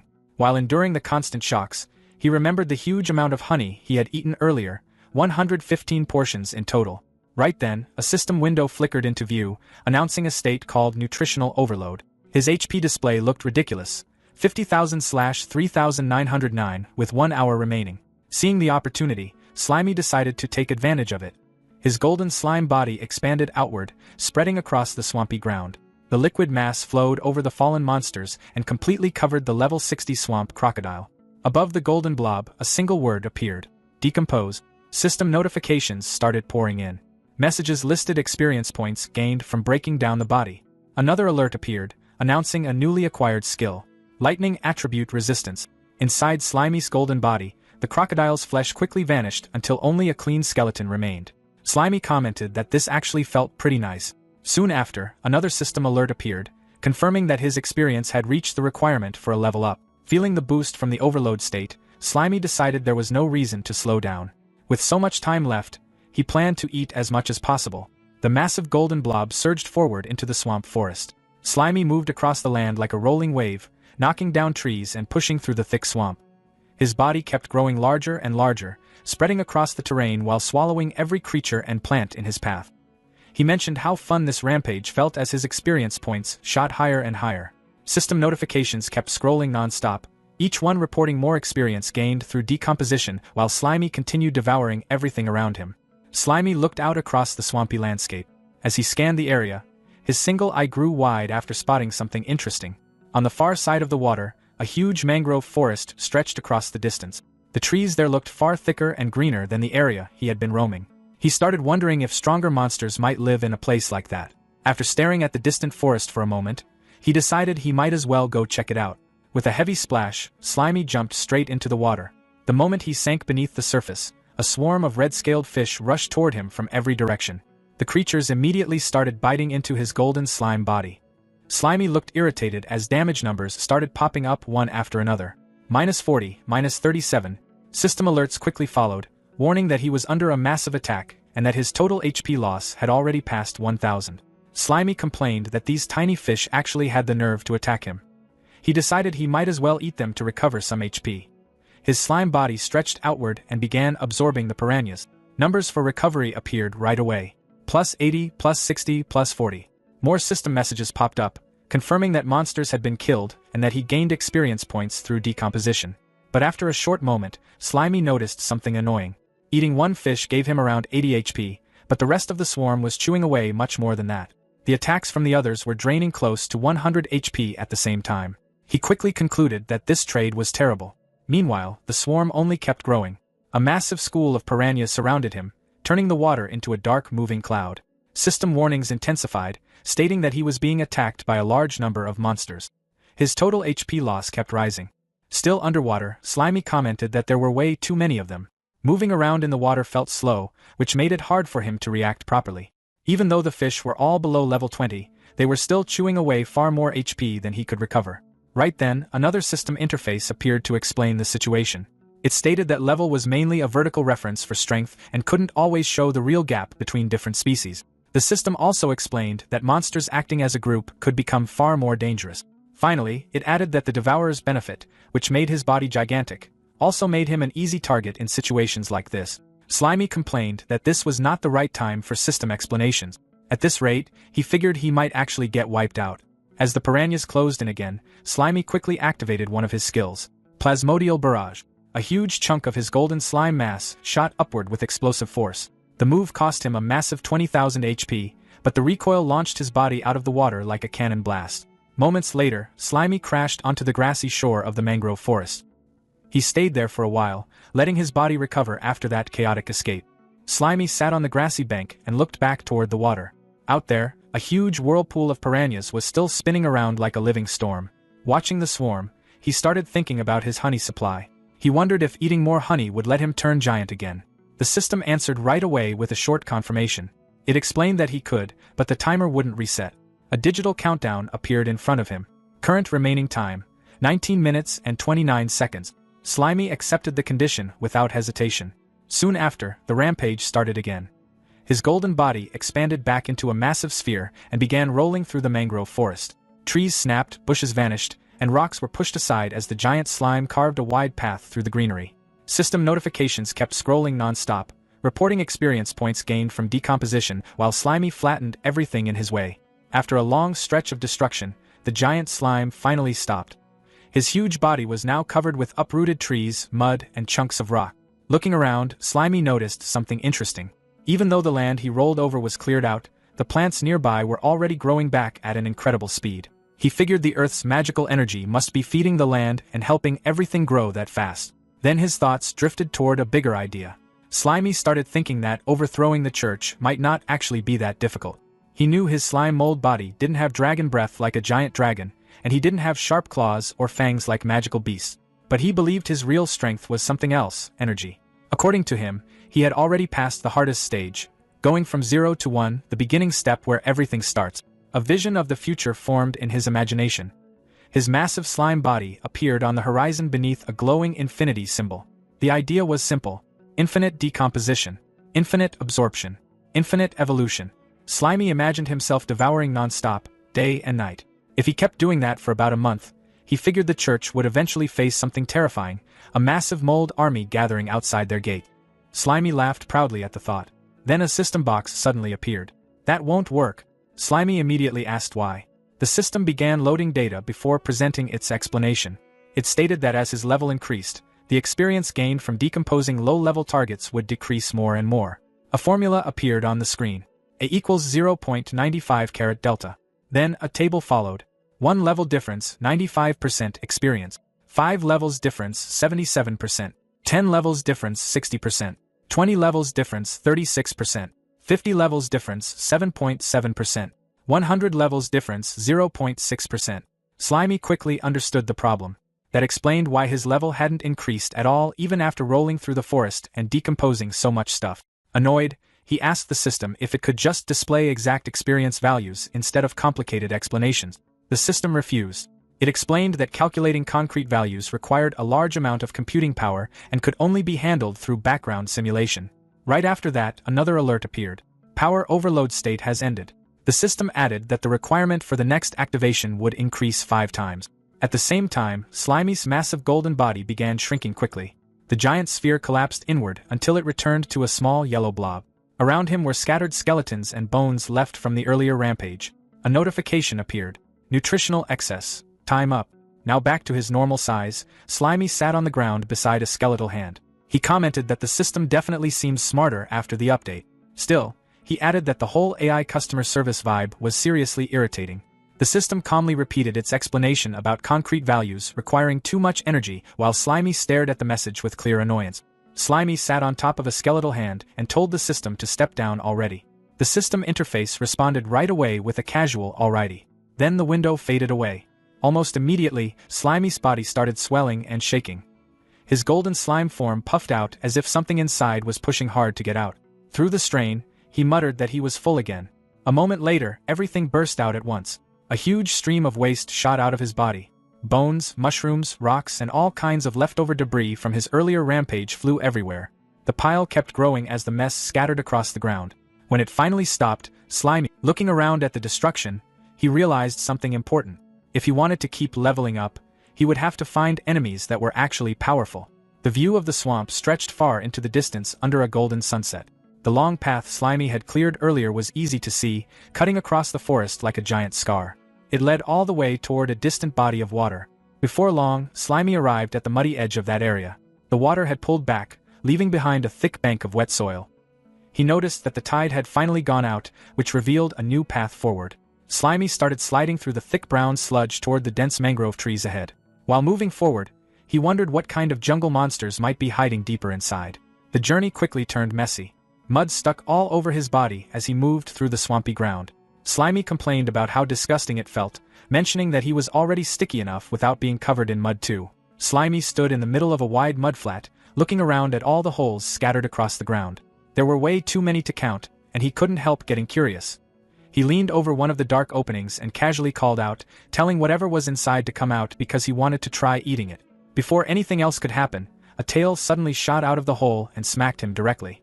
Mud splashed all over him, covering his body. Slimy reacted right away, saying that was seriously not okay, and told the thing inside to just wait.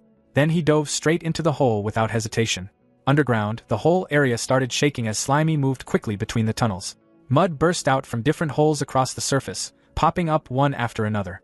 A fish-like creature suddenly got launched out of one of the holes and landed hard on the ground nearby. Slimy popped out after it, looking pretty unimpressed. He commented that now that they were on land, there was no reason for him to worry about a fish anymore. Right then, a system interface appeared and identified the creature as a level 17 mudskipper. The mudskipper pushed itself up using its fins, opened its mouth wide, and let out a loud, "Oh-ho!" Slimy stared at it, clearly surprised, wondering how a fish could even make a sound like that. Before he could think more about it, more mudskippers started crawling out of the holes, one after another, until there were dozens of them surrounding him. Slimy looked around and realized this wasn't just one opponent anymore. He pointed out that a whole group like this was way more dangerous than a single level 17. Then he looked at them and asked if they really thought he came alone just because they had numbers. With that, Slimy called out, summoning jutsu, stretching his body as a huge cloud of smoke burst across the area. When the smoke cleared, a giant crab and several other summoned allies appeared beside him.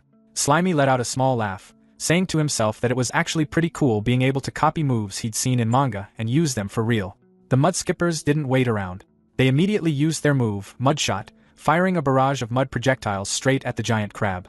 The hits landed one after another, and the mud quickly hardened, completely covering the crab. The system soon marked it as immobilized. Watching this, Slimy noted that the mud worked like a restraint once it dried, but he didn't seem too concerned since his body was made of cytoplasm anyway. Then things got weird. The mudskippers suddenly stood upright and bent forward all at once, doing a deep, perfectly synchronized bow. Slimy just stared at them, completely caught off guard. His mind wandered as he imagined them as a group of well-dressed men bowing in front of him beside a fancy sports car, asking to follow him as their boss. Slimy snapped himself out of the daydream by smacking his own heads together, telling himself to cut it out. He reminded himself that whenever he got carried away like that, things usually went downhill fast.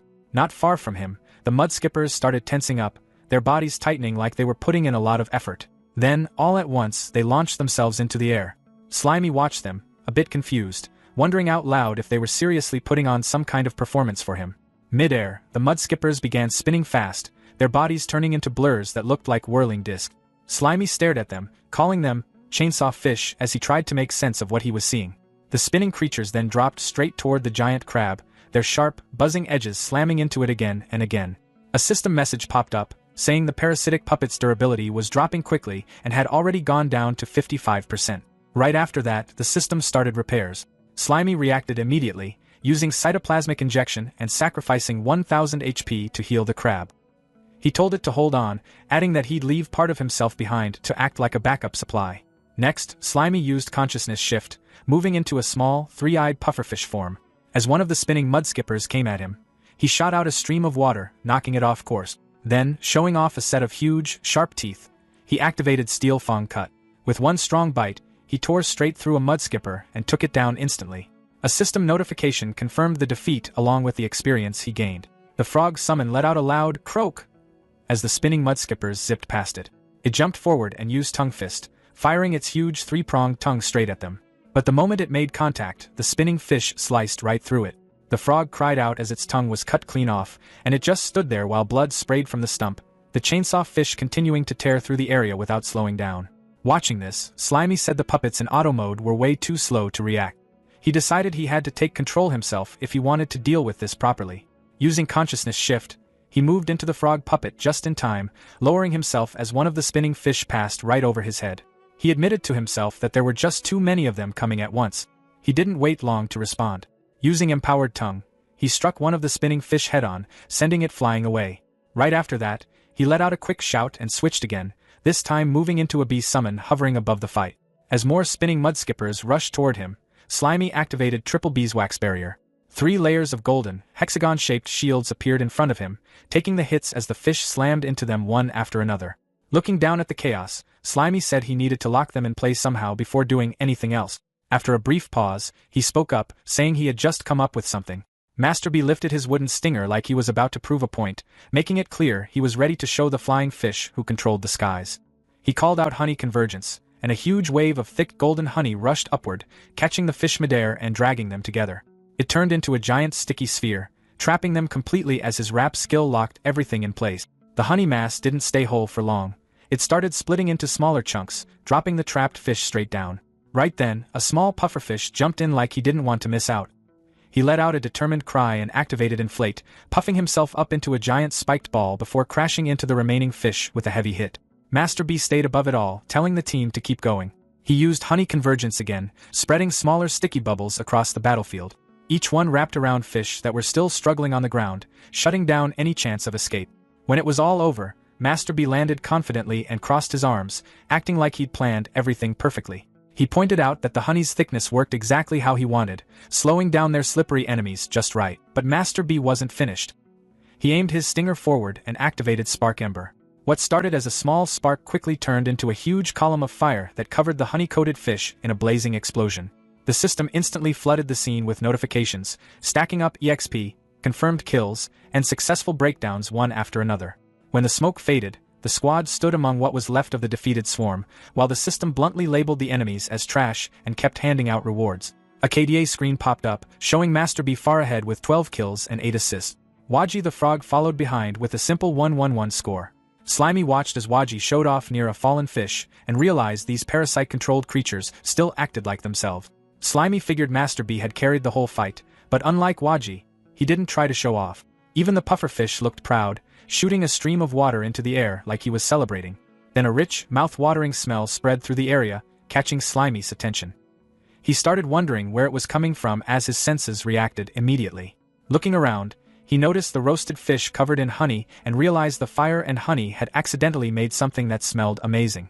A system message confirmed it, saying he had discovered a new dish called honey roast fish, which was added to his cooking skill.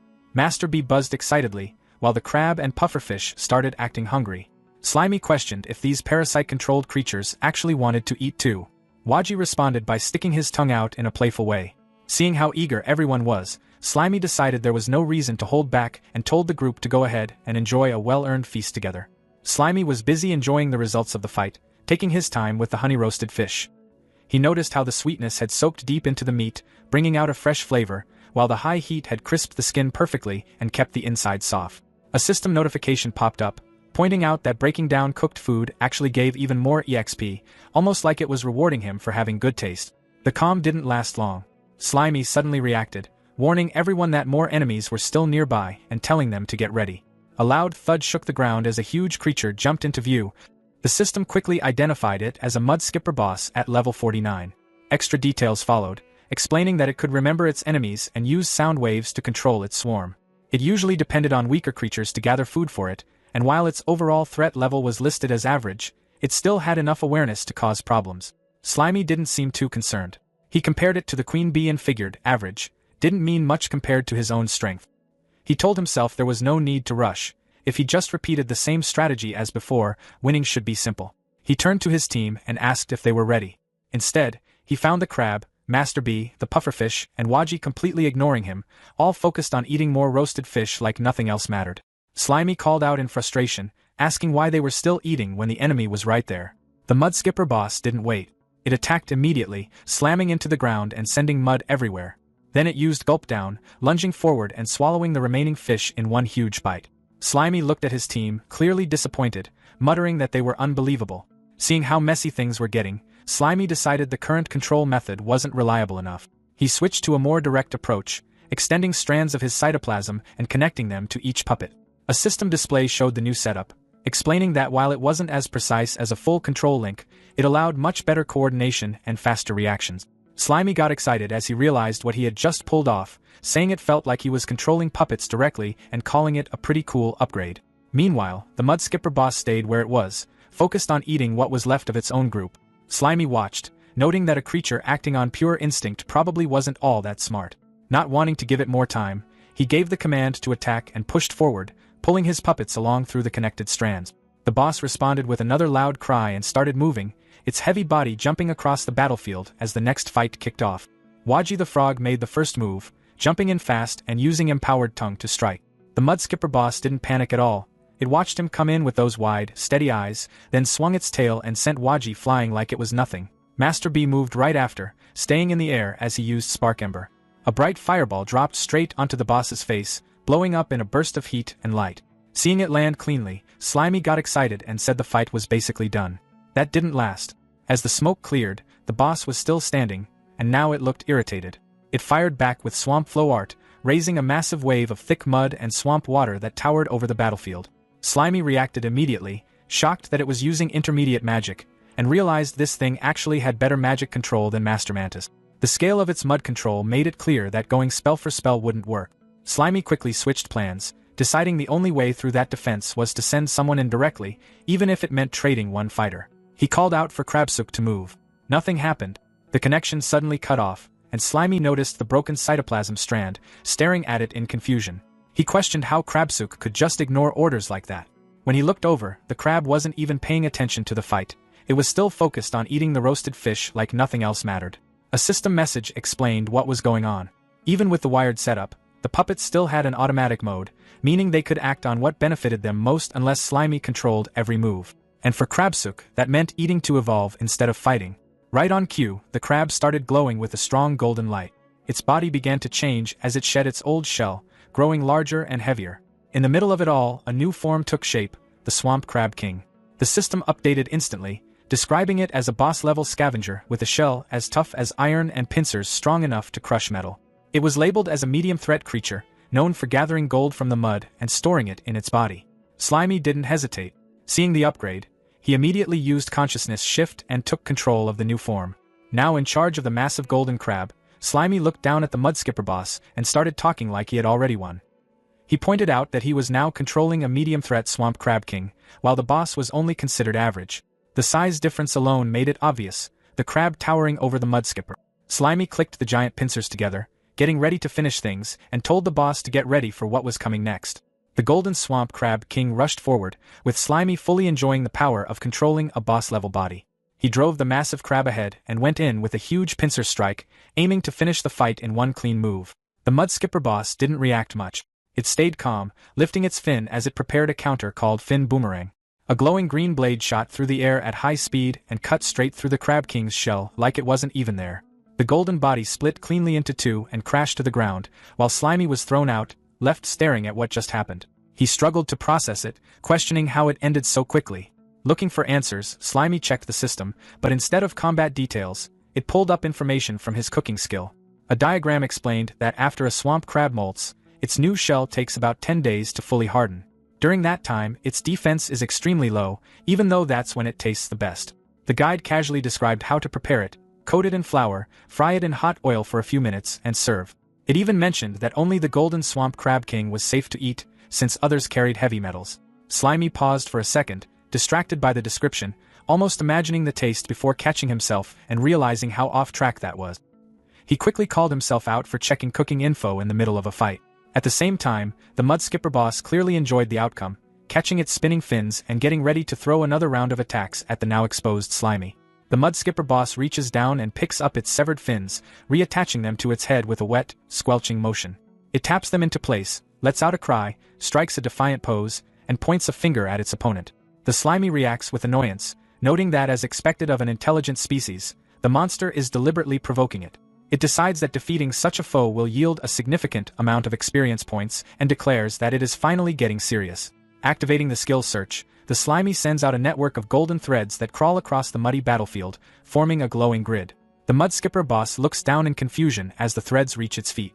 Suddenly, the Slimy calls out as a heavy, spiked mace erupts from the ground at the end of a slimy tentacle. The weapon slams into the mud skipper boss's side with force. However, a system window reveals the boss's slippery skin skill at maximum level, which allows it to dissipate impact force. This reduces physical damage by 50% to 70% and fire attribute damage by 20%. Despite the reduced impact, the Slimy remains undeterred, observing that while the skin deflects its attacks, it will simply grind the boss down over time. The mud skipper boss responds by unleashing its intermediate magic, Swamp Flow Art. A massive, churning wave of mud rises from the ground, towering over the battlefield. As the mud crashes down, it tears through the Slimy's golden grid, severing the connections. The Slimy reacts in frustration as its formation is broken. In the chaos, a series of explosions rip through the mud wave while a bee puppet circles above. The mud skipper boss watches as sharp mud spikes erupt from the ground, shooting toward the bee puppet. At the same time, a frog puppet leaps into the air, extending its long tongue in a desperate attempt to remain in the fight.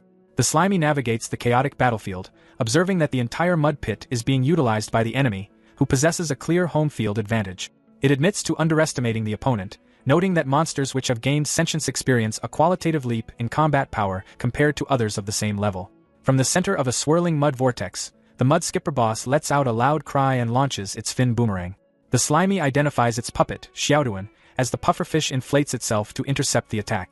The spinning fins strike with devastating force, triggering a system notification that the parasitic puppet's durability is rapidly dropping, falling from 47% to 23%. Xiaoduan is shattered by the impact, and a notification confirms the parasitic puppet is destroyed. As the Slimy is propelled forward by the explosion, it thanks Xiaoduan, declaring that the sacrifice will not be in vain thanks to the cushioning provided by the puppet's destruction. Landing directly on the spinning fins, the Slimy declares its capture and activates the skill dissolution.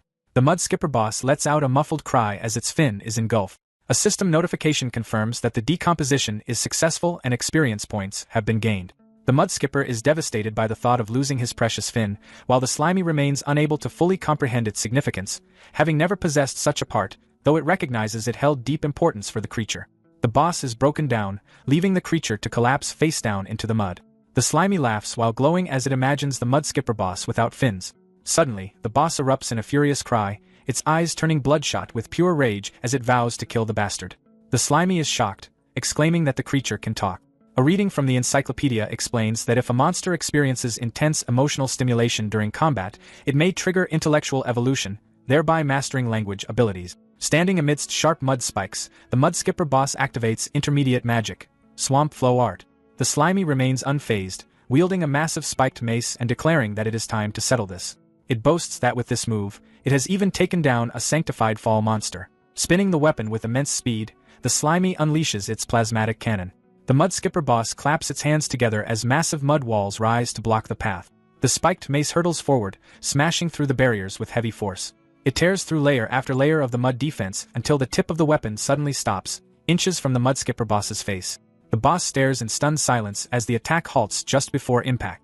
The Slimy reels in shock as its attack is completely blocked, fearing that at this rate, even its weapon will be confiscated by the enemy. Suddenly, a system notification appears, stating that conditions have been matched for martial arts talent. The notification explains that this talent allows for the natural creation of suitable martial arts moves based on one's own conditions and identifies a currently releasable move. Confused by the sudden development, the Slimy questions what it means to create moves using martial arts talent. However, it quickly pushes the thought aside, deciding that it does not matter and it must simply unleash the power first. Lunging forward, the Slimy activates the newly acquired skill, Water Hammer. A massive shockwave ripples through the mud as the attack connects. The mud skipper boss is driven backward by the overwhelming force, pinned against a wall of mud by the golden staff. The creature's eyes widen in terror as it is crushed by the weight of the blow. The mud wall collapses in a violent spray of earth and debris, burying the boss beneath it. The mud skipper boss is left defeated, slumped headfirst in the mud with its legs twitching as the dust settles. At the royal capital's holy see, a huge cathedral towered under an orange sky, its presence impossible to ignore. Inside, a grand hall stretched out, lined with rows of golden statues, each one posed with hands pressed against their chest. High above it all, Pope Vikros stood on a balcony, looking down at the vast space below.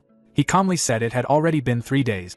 All of Merlin's candles of fate had gone out, and none of them had lit back up. From his point of view, that could only mean one thing: Merlin had given up her life in the end. He added that his world magic couldn't pick up any trace of Gon anymore either, so as far as he was concerned, the threat was dealt with. After that, he looked over the gathered group and asked what they thought. Up in the darker part of the upper level, Far, Guild Master of the Red Eye Guild and one of the 7 Holy Knights, spoke up. He said Merlin had always been the type to plan ahead, so there was no way she hadn't set up backups. Still, he admitted it didn't sit right with him that Gon, who had been stuck and worn down in the swamp forest for over 2 years, could actually take her down with him. Far said there was a chance that Transmigrator was still hiding something, and suggested they just head over there and wipe the entire swamp forest out to avoid any future problems. Pope Vikros gave a small nod, saying Far was as careful as ever, but he didn't agree. He explained that the swamp forest's strong life force was something they couldn't afford to lose. To him, it was a necessary sacrifice that had to be preserved. He reassured Far that his world magic didn't get things wrong, Gon was already gone. Then he shifted the topic, saying the bigger issue now was restoring the strength of the 7 Holy Knights. Merlin's death, he said, couldn't be allowed to slow down the Grand Ascension plan. Right after that, he mentioned that a fitting candidate had just arrived and told them to come forward. From the far end of the hall, a single figure walked down the long central aisle toward the council. The young woman stopped at the front and politely greeted the Pope and the Holy Knights. Looking down at her, Dear, the Guild Master of the Holy Anthem Guild, commented that Merlin's disciple did seem like a good choice, though her personality was completely different from her teacher's. Nearby, Louisa, an S-rank adventurer from the Blue Hat Guild and Merlin's oldest disciple, was already breaking down. Through tears, she begged the Pope and the Holy Knights to find a way to save her teacher. She said she didn't know what to do anymore, and without Merlin, the Blue Hat Guild was basically finished. From above, Vane, the Guild Master of the Hawkeye Guild, cut in with a mocking tone. He said it didn't really matter and casually offered to take her in if her guild collapsed. Then he added that anyone below A rank wouldn't be accepted. Louisa held herself together as best she could and thanked Vane, but she turned him down. She said she had promised her master she would stay with the Blue Hat Guild for her whole life. Then she looked back up at the Pope and begged again, saying she was willing to give everything if it meant saving Merlin, even offering herself in exchange for the angel's grace. Pope Vikros smiled slightly as he listened, saying the bond between master and disciple was quite something. He asked her if she was really sure about offering herself like that just to save Merlin. Louisa, shaking but firm, looked up and said she was ready. Pope Vikros let out a quiet chuckle and commented that even angels had their limit. He then told everyone that Merlin's soul had been completely erased, and there was no chance of her ever coming back. With that, he formally declared that from this day on, the Blue Hat Guild, and the position among the 7 Holy Knights, would pass to Louisa. Louisa kept crying, calling out for her master, her voice breaking as she struggled to hold herself together. Vane cut in from above, telling her to get a grip and stop crying. He reminded her that plenty of people far stronger than her had never even been considered for a spot among the 7 Holy Knights. Hearing that, Louisa slowly wiped her tears and lowered her head. She admitted he was right to call her out. Then she said she would carry on her master's will, take responsibility for the Blue Hat Guild, and serve the Holy See with everything she had. The scene shifted to a few days earlier. In a dim, blue-lit chamber, Louisa stepped inside, asking if her master was okay after her tracking magic suddenly reacted. On the ground nearby, a dried, skeletal hand lay beside a glowing magic circle. Not far from it, Merlin's shriveled body rested against a stone structure, barely holding together.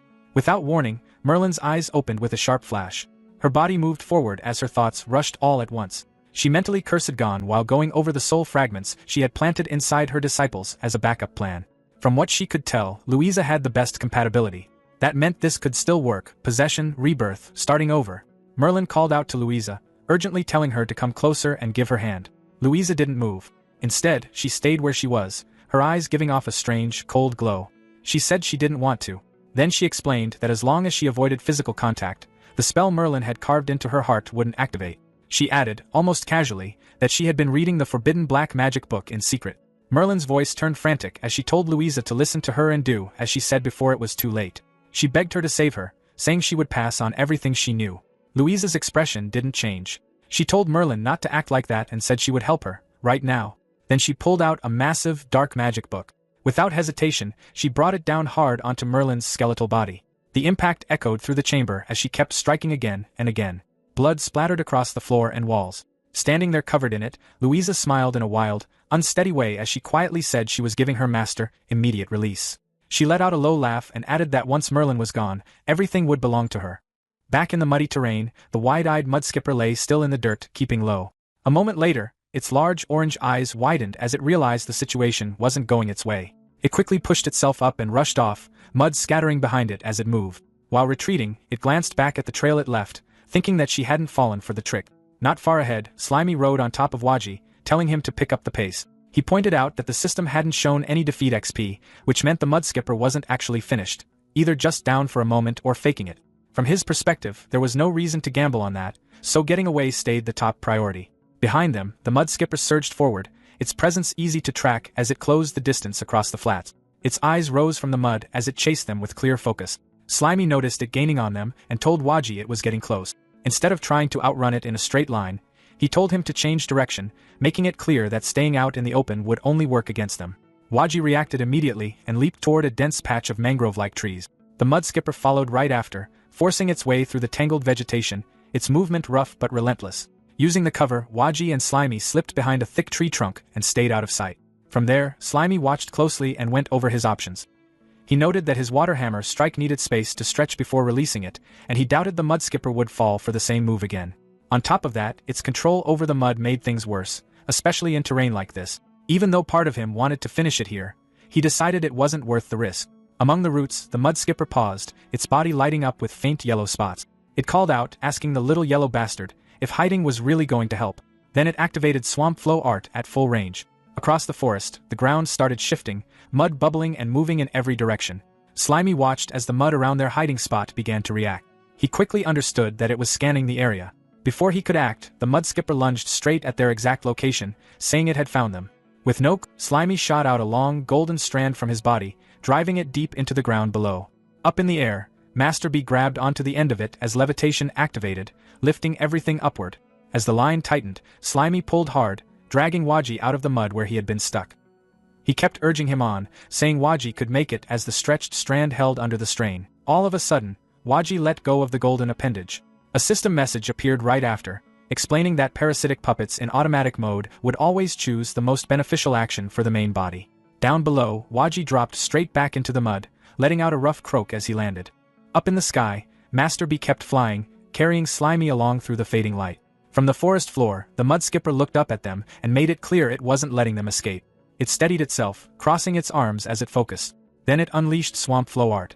The ground burst apart as mud and uprooted trees surged upward, tearing through the forest canopy and chasing after them. High above, Slimy looked back, annoyed that the attack was still coming. He called out to the mudskipper, telling it to drop already, then activated Cytoplasmic Machine Gun. A continuous stream of hardened golden shots rained down, striking the mudskipper again and again as it stood in the middle of the destruction caused by its own magic. The mudskipper pushed itself out from under the pile of mud and debris, checking if the attack had finally ended. It didn't wait long before calling out toward Master B and using its magic again, stirring up another violent swirl of mud and rock. The vortex surged upward, and an explosion of debris followed. Heavy chunks of stone shot through the air and slammed into Master B mid-flight. Even after the hit, Master B kept flying through the fading light, still carrying Slimy along. But now blood streamed from a large, jagged wound along his side. His movement slowed, then his body tightened as if making a decision.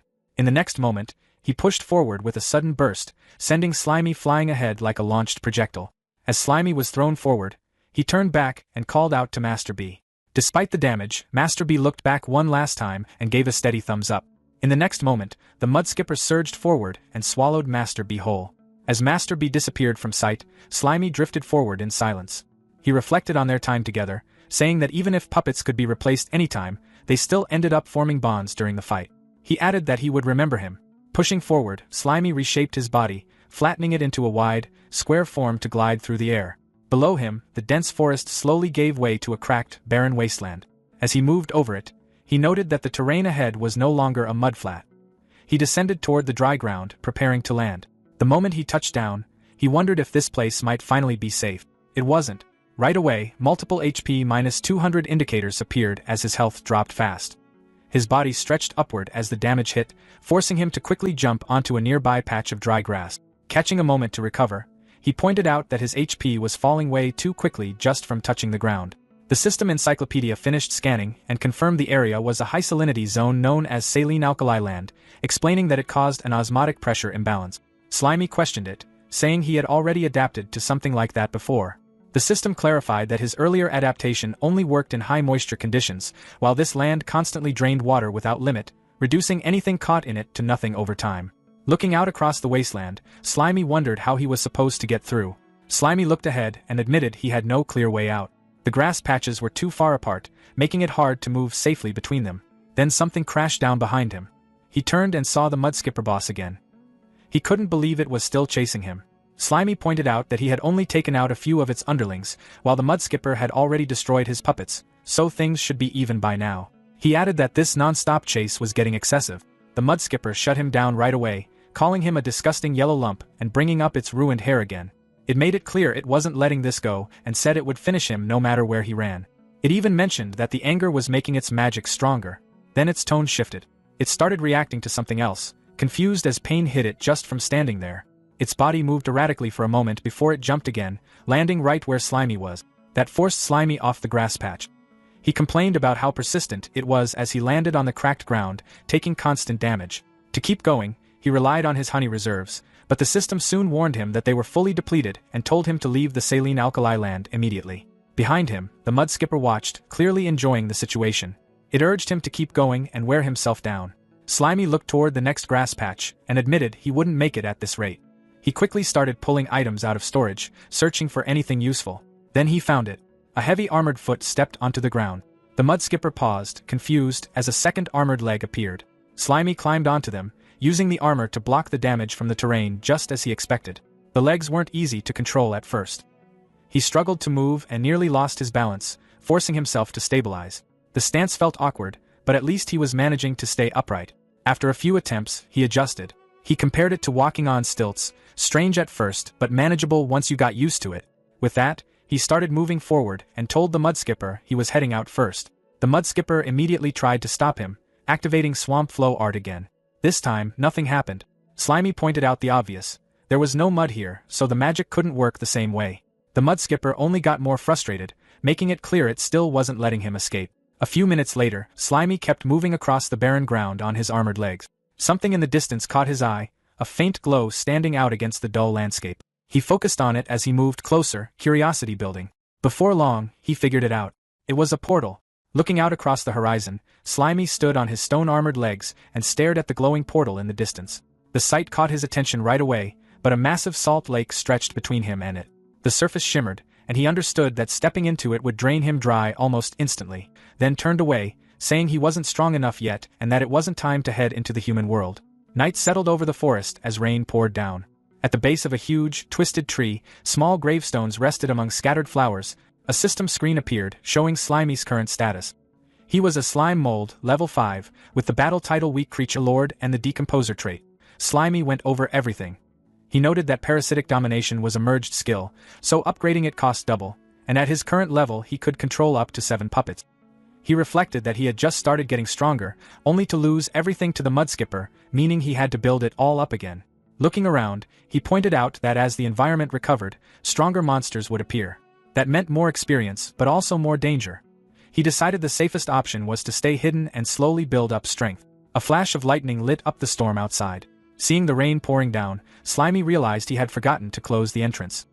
He moved over and stretched out a thin, long appendage, pulling the wooden cover into place. Right then, his eye widened. Standing in the puddles outside was the mudskipper, its eyes glowing red as it stared straight at him. It said it had finally found the little yellow target. Then everything shifted. Slimy jolted awake as pain hit him, and he was thrown upward, letting out a terrified scream. Back inside the hollow, Slimy pressed himself against the wooden support and told whatever was there to stay away. After a second, he realized nothing was actually there. He let out a breath, saying it was just a nightmare and admitting the encounter had stuck with him. By morning, sunlight filtered through the forest canopy. Slimy stood on the grass facing 3 smaller yellow slime minions. He gave them a clear order to head out, gather nearby materials, and bring them back so he could decompose them. Slimy gave the order, telling them to go, and his 3 minions shot off into the forest with sudden energy. Once they were gone, he focused on his next goal. He decided to aim for level 60 first, recalling that the system had mentioned he could evolve or change class once he reached that point. Before he could think further, something dropped onto his head with a dull hit. He stayed still as a small droplet splashed from the impact. Up on a thick tree trunk, a blue swamp chameleon with orange eyes looked down at him. Its long tongue stretched all the way to the ground, holding Slimy in place. Slimy's expression turned cold as he commented that low-level monsters still couldn't tell who was the hunter and who was the prey. As the chameleon pulled its tongue back, a sharp red fragment stayed lodged in the tip. Blood splattered as the creature jerked back in pain. It reacted quickly, activating its camouflage and climbing up the tree, its body blending into the surroundings. Slimy didn't move. He activated a search, and a glowing grid swept across the tree bark. He noted that invisibility was useful, but not against him. The scan locked onto the target. In the next instant, Slimy moved in and declared he had found it. A system message confirmed it. Parasitic Puppet is Swamp Chameleon X1. The details showed the puppet had 87% durability and skills like Tongue Fist, Tongue Whip, and Camouflage. The scene shifted through the dense forest. Before long, the three minions returned, dragging back a massive pile of materials, including crabs and other shelled creatures. Slimy looked it over and said they had done well. He thought about what to do next, noting that because of the level gap, breaking things down directly didn't give enough experience. He needed a more efficient method. A golden interface labeled Cooking appeared with a spatula icon. The system explained that processing ingredients this way could boost EXP and sometimes add extra effect.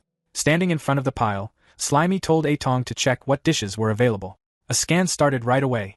A list of options appeared. Charcoal grilled platter could restore a large amount of HP and give extra buffs along with 1500 XP. Fresh fish roasted restored a small amount of HP and boosted energy. Greasy mushroom soup provided steady recovery over time. Dry-fried bugs offered minimal recovery but were simple. At the bottom of each option, though, the same message showed up. He didn't meet the conditions to make any of them yet. Slimy went through the recipe list again and quickly noticed a problem. Every decent dish needed fire. That left him wondering what he could even make without it. After checking the options more carefully, he found one exception: normal salad. The description didn't help. It was just washed ingredients thrown together, nothing special, restoring somewhere between 50 and 300 HP with no extra effects. Slimy questioned why something like that even existed. He decided getting fire shouldn't be that hard. He remembered clearing out all the beehives nearby during his last nutritional overload, so the master bees were gone. That meant he had to think of something else. Then he remembered a better option. Deeper in the forest, a small fire squirrel sat quietly, its flame-like tail flickering as it ate. Before it could react, Slimy dropped down with his heavy stone armor, pinning it to the ground. He noted that this creature's fire looked even stronger than what the master bees had. The squirrel lay there dazed, barely reacting, as a system message confirmed it had been turned into a puppet. Fire Squirrel, with 76% durability and skills including Flame Bullet, Agile Movement, and Self-Destruct. Slimy immediately gave it an order: heat up a stone slab. The squirrel followed without hesitation, using its fire to blast heat into the underside of a large stone. Before long, the slab started giving off a strong, steady heat. Slimy got into position, wearing a red headband and holding a spatula made from partially decomposed wood. He declared it was time to cook and mentioned that this kind of cooking had depth to it. With cooking activated, he got to work. Shrimp, scallops, and fish moved across the heated surface as his limbs handled everything at once. 2 hours passed, and he reached the final step. He added a bit of salt collected from the saline land, taking a small hit to his HP in the process. As everything came together, a bright pillar of light rose from the dish. Slimy looked at the result and said it was finally done. In front of him sat a full spread, seafood and meat arranged on a large platter, a bowl of rich mushroom soup, and a side of fried bugs. Slimy didn't bother pretending to be polite. The moment the meal was ready, he swallowed the whole thing in one go and kicked off dissolution right after. The system jumped in with updates, saying he'd gained a huge amount of experience points, his energy was recovering fast, and he'd even picked up a beginner cold resistance effect for 20 minutes. As the taste settled in, Slimy took a moment to go over it. He figured the flavor was seriously rich, way beyond a simple mix of ingredients. In his view, the ingredients didn't just end when they were eaten, they changed into something new. Their end turned into a better version of flavor, which, to him, summed up what cooking really meant. Right on cue, the system announced that his experience had hit the requirement. It confirmed his level went from 51 to 52. Off to the side, the fire squirrel puppet finished its own portion with a soft creak. Slimy noted that cooking took more time, but the payoff in experience easily beat just breaking things down directly. 2 weeks later, things looked very different. The map of the area had expanded a lot. The saline alkali land, the high-tide mangrove forest, and the low-tide mudflats were now all marked as part of the explored slime mold territory. After covering everything, Slimy had spread his hyphae across the entire region. Hitting another milestone, Slimy checked his current status. Species: Slime Mold LV-54. Achievement: Weak Creature Lord. About a kilometer away, a yellow frog puppet, Waji 3.0, moved through the forest. Slimy explained his newest setup, the slime signal relay. By leaving split bodies around as signal base stations, he could control his parasitic puppets from far away. Those split bodies kept themselves going by feeding off the trees they latched onto, so they could stay active for a long time. With enough of them in place, Slimy could instantly take control of any puppet within his territory. Then, out of nowhere, a massive black foot came down and crushed Waji 3.0. Slimy picked up on the loss right away and wondered what just happened. He quickly switched over using consciousness shift, taking control of a nearby yellow bird puppet to check things out. It didn't take long to spot the intruder. The encyclopedia kicked in, explaining that the creature was a berserk swamp bull, low intelligence but extremely dangerous. It was covered in scales, immune to anything below high-tier magic, and packed with raw strength. It rampaged without restraint and could release intimidation.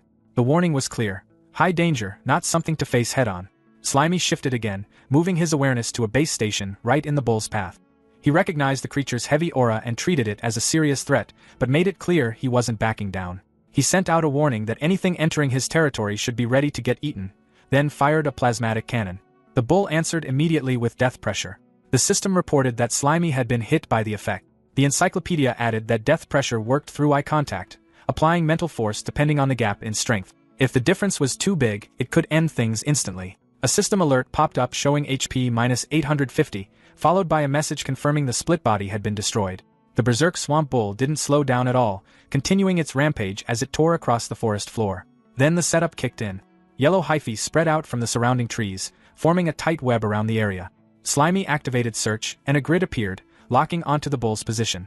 The creature bit at the glowing threads, trying to tear through them, but another one of Slimy's bodies showed up on a nearby branch. Slimy had that body toss several mace-like projectiles while calling out for attention, telling the bull to look his way.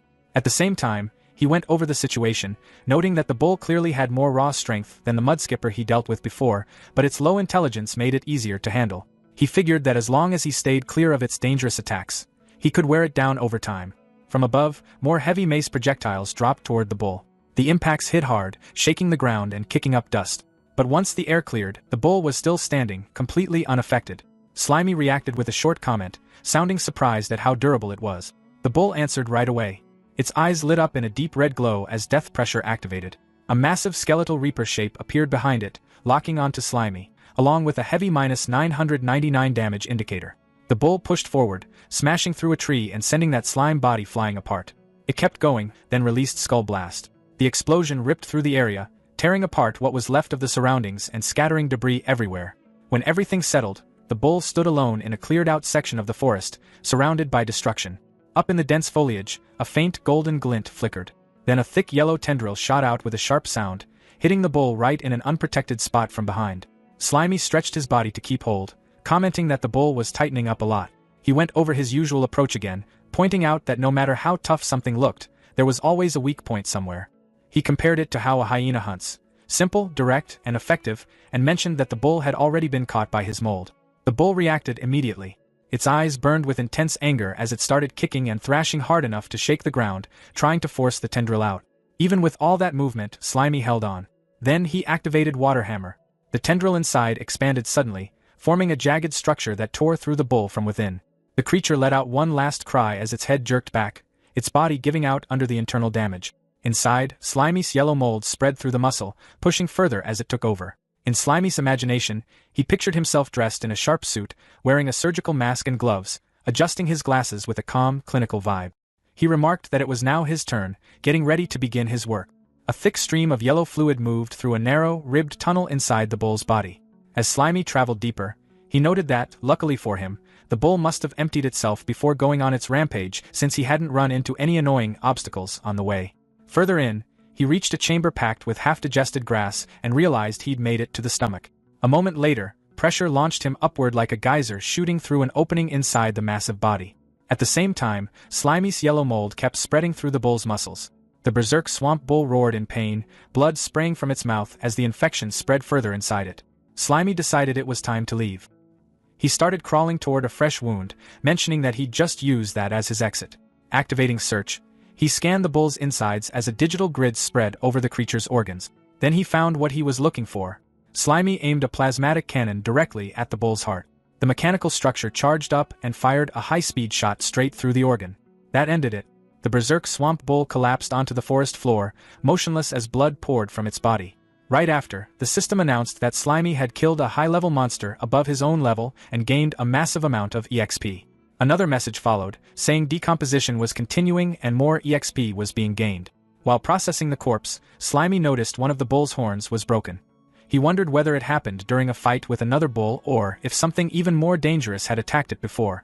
Looking around the swamp forest, he commented that the monsters in the area were way beyond what he expected and guessed there might be a huge mana source nearby. Still, he pushed those thoughts aside for later and focused on the bull itself. Since the hide was too durable to handle from the outside, he continued decomposing it from within. The system soon confirmed decomposition success. Slimy obtained high-level swamp bull meat along with swamp bull hide, which counted as a high-level forging material.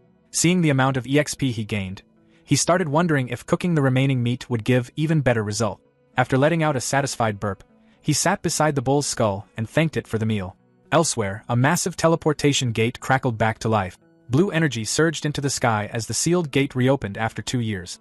B-rank adventurer Jim Cook from the Silverleaf Guild stepped through first, celebrating the gate finally reopening. Beside him, B-rank Shadowstalker Lena Short from the Grey Rock Guild looked far less excited, complaining that the whole place was packed with bugs and saying she only came because Jim kept asking. Above them, mages from the Blue Hat Guild flew across the area using intermediate magic, lights or wings. Jim muttered that they were playing unfair, while Lena pointed out that flight magic was basically the Blue Hat Guild's specialty anyway. The adventurers eventually reached the edge of Death Salt Lake. Lena warned everyone to think carefully before crossing since falling into the lake would dry them out instantly like jerky. Jim then introduced what he called their great helper, a rookie B-rank adventurer named Xiaoxi Green. Xiaoxi politely greeted the group and asked everyone to look after her before activating Flash Freeze. In seconds, the lake surface froze solid, forming a huge ice bridge stretching across the water. The adventurers were impressed, commenting that her magic looked just as strong as what the Blue Hat Guild could do. The group quickly started running across the frozen bridge, eager to gather enough life energy to claim the bounty. Jim and Xiaoxi followed behind while Jim warned that most rookies didn't understand how dangerous the swamp forest really was. A second later, his warning proved correct. The water exploded upward as a massive creature burst out, biting into one of the adventurers while smashing apart the ice bridge. The entire group stopped in fear. A man wearing sunglasses explained that the creature had evolved into a three-headed form by absorbing the overflowing magic leaking from the portal over time. Towering above them was the three-headed swamp snake. He identified it as a Lord-class high-level monster and ordered everyone to pay attention to his commands during the fight. Back in the forest, Slimy was busy roasting a swamp snake hatchling over a campfire. A description window explained that the food restored 400 HP and boosted movement speed in swamp areas by 15% for 30 minutes. The heat from the fire was intense though. Slimy fanned himself while complaining about how hot it was, just as an HP-40 indicator popped up. While eating, he started thinking about his next move. He decided it was finally time to improve his silkworm armor for better defense since he couldn't rely on the same weak point strategy against every high-level monster. After announcing that eating time was over and business time was starting, Slimy prepared to enter a deep state. The system immediately warned him that folding his consciousness into the slime mold space could expose his main body to danger. Slimy brushed the concern aside, pointing out that he already had mycelium warning systems and parasitic puppets nearby to keep watch. With a smug grin, he entered the slime mold space, a massive digital-like grid filled with stored items and floating icons. Inside the slime mold space, an interface appeared with 2 empty slots labeled primary materials and secondary materials. A system message told Slimy to place in the forging materials he wanted to use. By combining the forging skill he got from Gon with his own decomposition trait, he could handle the entire forging process directly inside the digital space without needing actual tools. With a quick command telling it to come out, the broken knight armor appeared on the grid floor, surrounded by a glowing circular aura. Slimy selected the swamp bull horn and swamp bull hide as the materials. Another window popped up, warning him that a failed attempt would destroy every material involved. Slimy looked at the screen calmly and reasoned that the armor's durability was already at 0 anyway, so there wasn't much point worrying about failure. He pressed the forge button, his focus sharpening as the process started. A massive pillar of light burst upward, swallowing the armor and materials whole. Inside the flash, everything fused together and reformed into something new. Back in the real world, Slimy watched with anticipation as a metal gauntlet burst upward from a pile of yellow mold. Right after that, a heavy metal boot slammed down onto the grass. The system confirmed the result. Forging successful. Obtained. Shield Force Armor Trash. According to the appraisal atlas, the armor could absorb most physical attacks and reduce damage or effects from intermediate and lower tier magic by 35%. Sitting behind the completed armor in the forest, Slimy celebrated the success right away. He immediately jumped into the suit and activated Dominion to control it. His yellow slime spread throughout the metal frame, filling the helmet, chest, arms, and legs. Inside his mind, a special control interface appeared under the name Slime Mold Squadron. Slimy positioned his main consciousness in the head section while 4 split bodies handled the right arm, right leg, and left leg separately. The armor stood tall, though Slimy quickly noticed it looked a little different now. A comparison display showed that because of material loss during repairs, its height had dropped from 1.9 meters to 1.7 meters. Slimy brushed that off immediately, figuring size didn't matter much when there wasn't even a real human body inside it. He actually found that using Dominion across 5 split bodies made the armor move much more smoothly than before. To test the new setup, the armored figure marched through the forest and launched one of its gauntlets forward like a rocket. Activating Cytoplasmic Fist, the metal hand blasted through the air and smashed into a tree trunk with overwhelming force, leaving behind a huge, shattered impact mark. Slimy looked over the results of the test and decided the power and accuracy were both pretty solid. With a loud call to recall it, the armored fist shot back through the air and locked itself onto his arm again. Standing confidently inside the upgraded suit, Slimy felt better than ever. His house was bigger now, and his equipment was much stronger too. Then a tiny chunk of yellow mold slipped off the armor's shoulder. Slimy quickly realized he'd gotten a little too excited. If he pushed things too far, he could accidentally pull away the consciousness controlling his split bodies. He started reviewing his parasitic domination skill. At level 7, it allowed him to control 7 puppets at once. The problem was that operating the armor already used up 5 consciousness bodies. That only left room for 2 additional parasitic puppets while staying in this armored state. Inside his mind, he looked through different possible combinations. Frogs, birds, lizards, crabs. Mixing different creatures together could completely change his fighting style depending on the situation. Slimy figured it would take time to properly test all the combinations and see how they worked in actual combat. He wanted to find the most efficient setups possible so he could react quickly no matter what happened later. Deciding that testing things directly was the fastest way forward, he got started immediately. Golden ripples spread across the ground as he activated his summoning ability. A small yellow bird puppet appeared first, followed by a blue multi-eyed lizard puppet. The bird settled onto his shoulder while the lizard crawled around near his feet. Looking at them beside the armor, Slimy admitted they seemed incredibly weak in comparison. Meanwhile, over at the lake, the giant 3-headed swamp snake finally lay collapsed on the ground, covered in blood and no longer moving. Lena Short celebrated immediately, convinced the group had finally defeated it. Nearby, the red-haired B-rank adventurer Jim Cook stayed cautious, warning everyone not to relax yet while preparing to properly finish the monster off. Just as one of the snake's eyes twitched and its head shifted slightly, a huge hand suddenly grabbed its jaw before anyone else could react. A muscular man wearing sunglasses casually stepped out from the snake's mouth and remarked that there was no need to attack anymore since the creature was already completely dead. The man was Bacchus, an A-rank adventurer from the Holy Anthem Guild. A strange white pulsating growth could be seen in the poisoned hand. Then, all of a sudden, the injured limb started healing.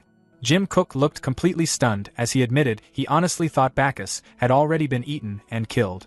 Towering over the group, Bacchus scolded them harshly, saying people from smaller guilds were way too confident for their own good. He pointed out that they clearly had no real experience dealing with a 3-headed swamp snake, yet still acted like they could give orders without consequences. A heavy pressure spread from him as he warned that everyone there could have died because of that arrogance.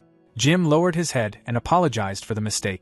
Bacchus still looked strict, but after a moment, he pulled out several potions and handed them over, telling Jim to use them to recover everyone's condition.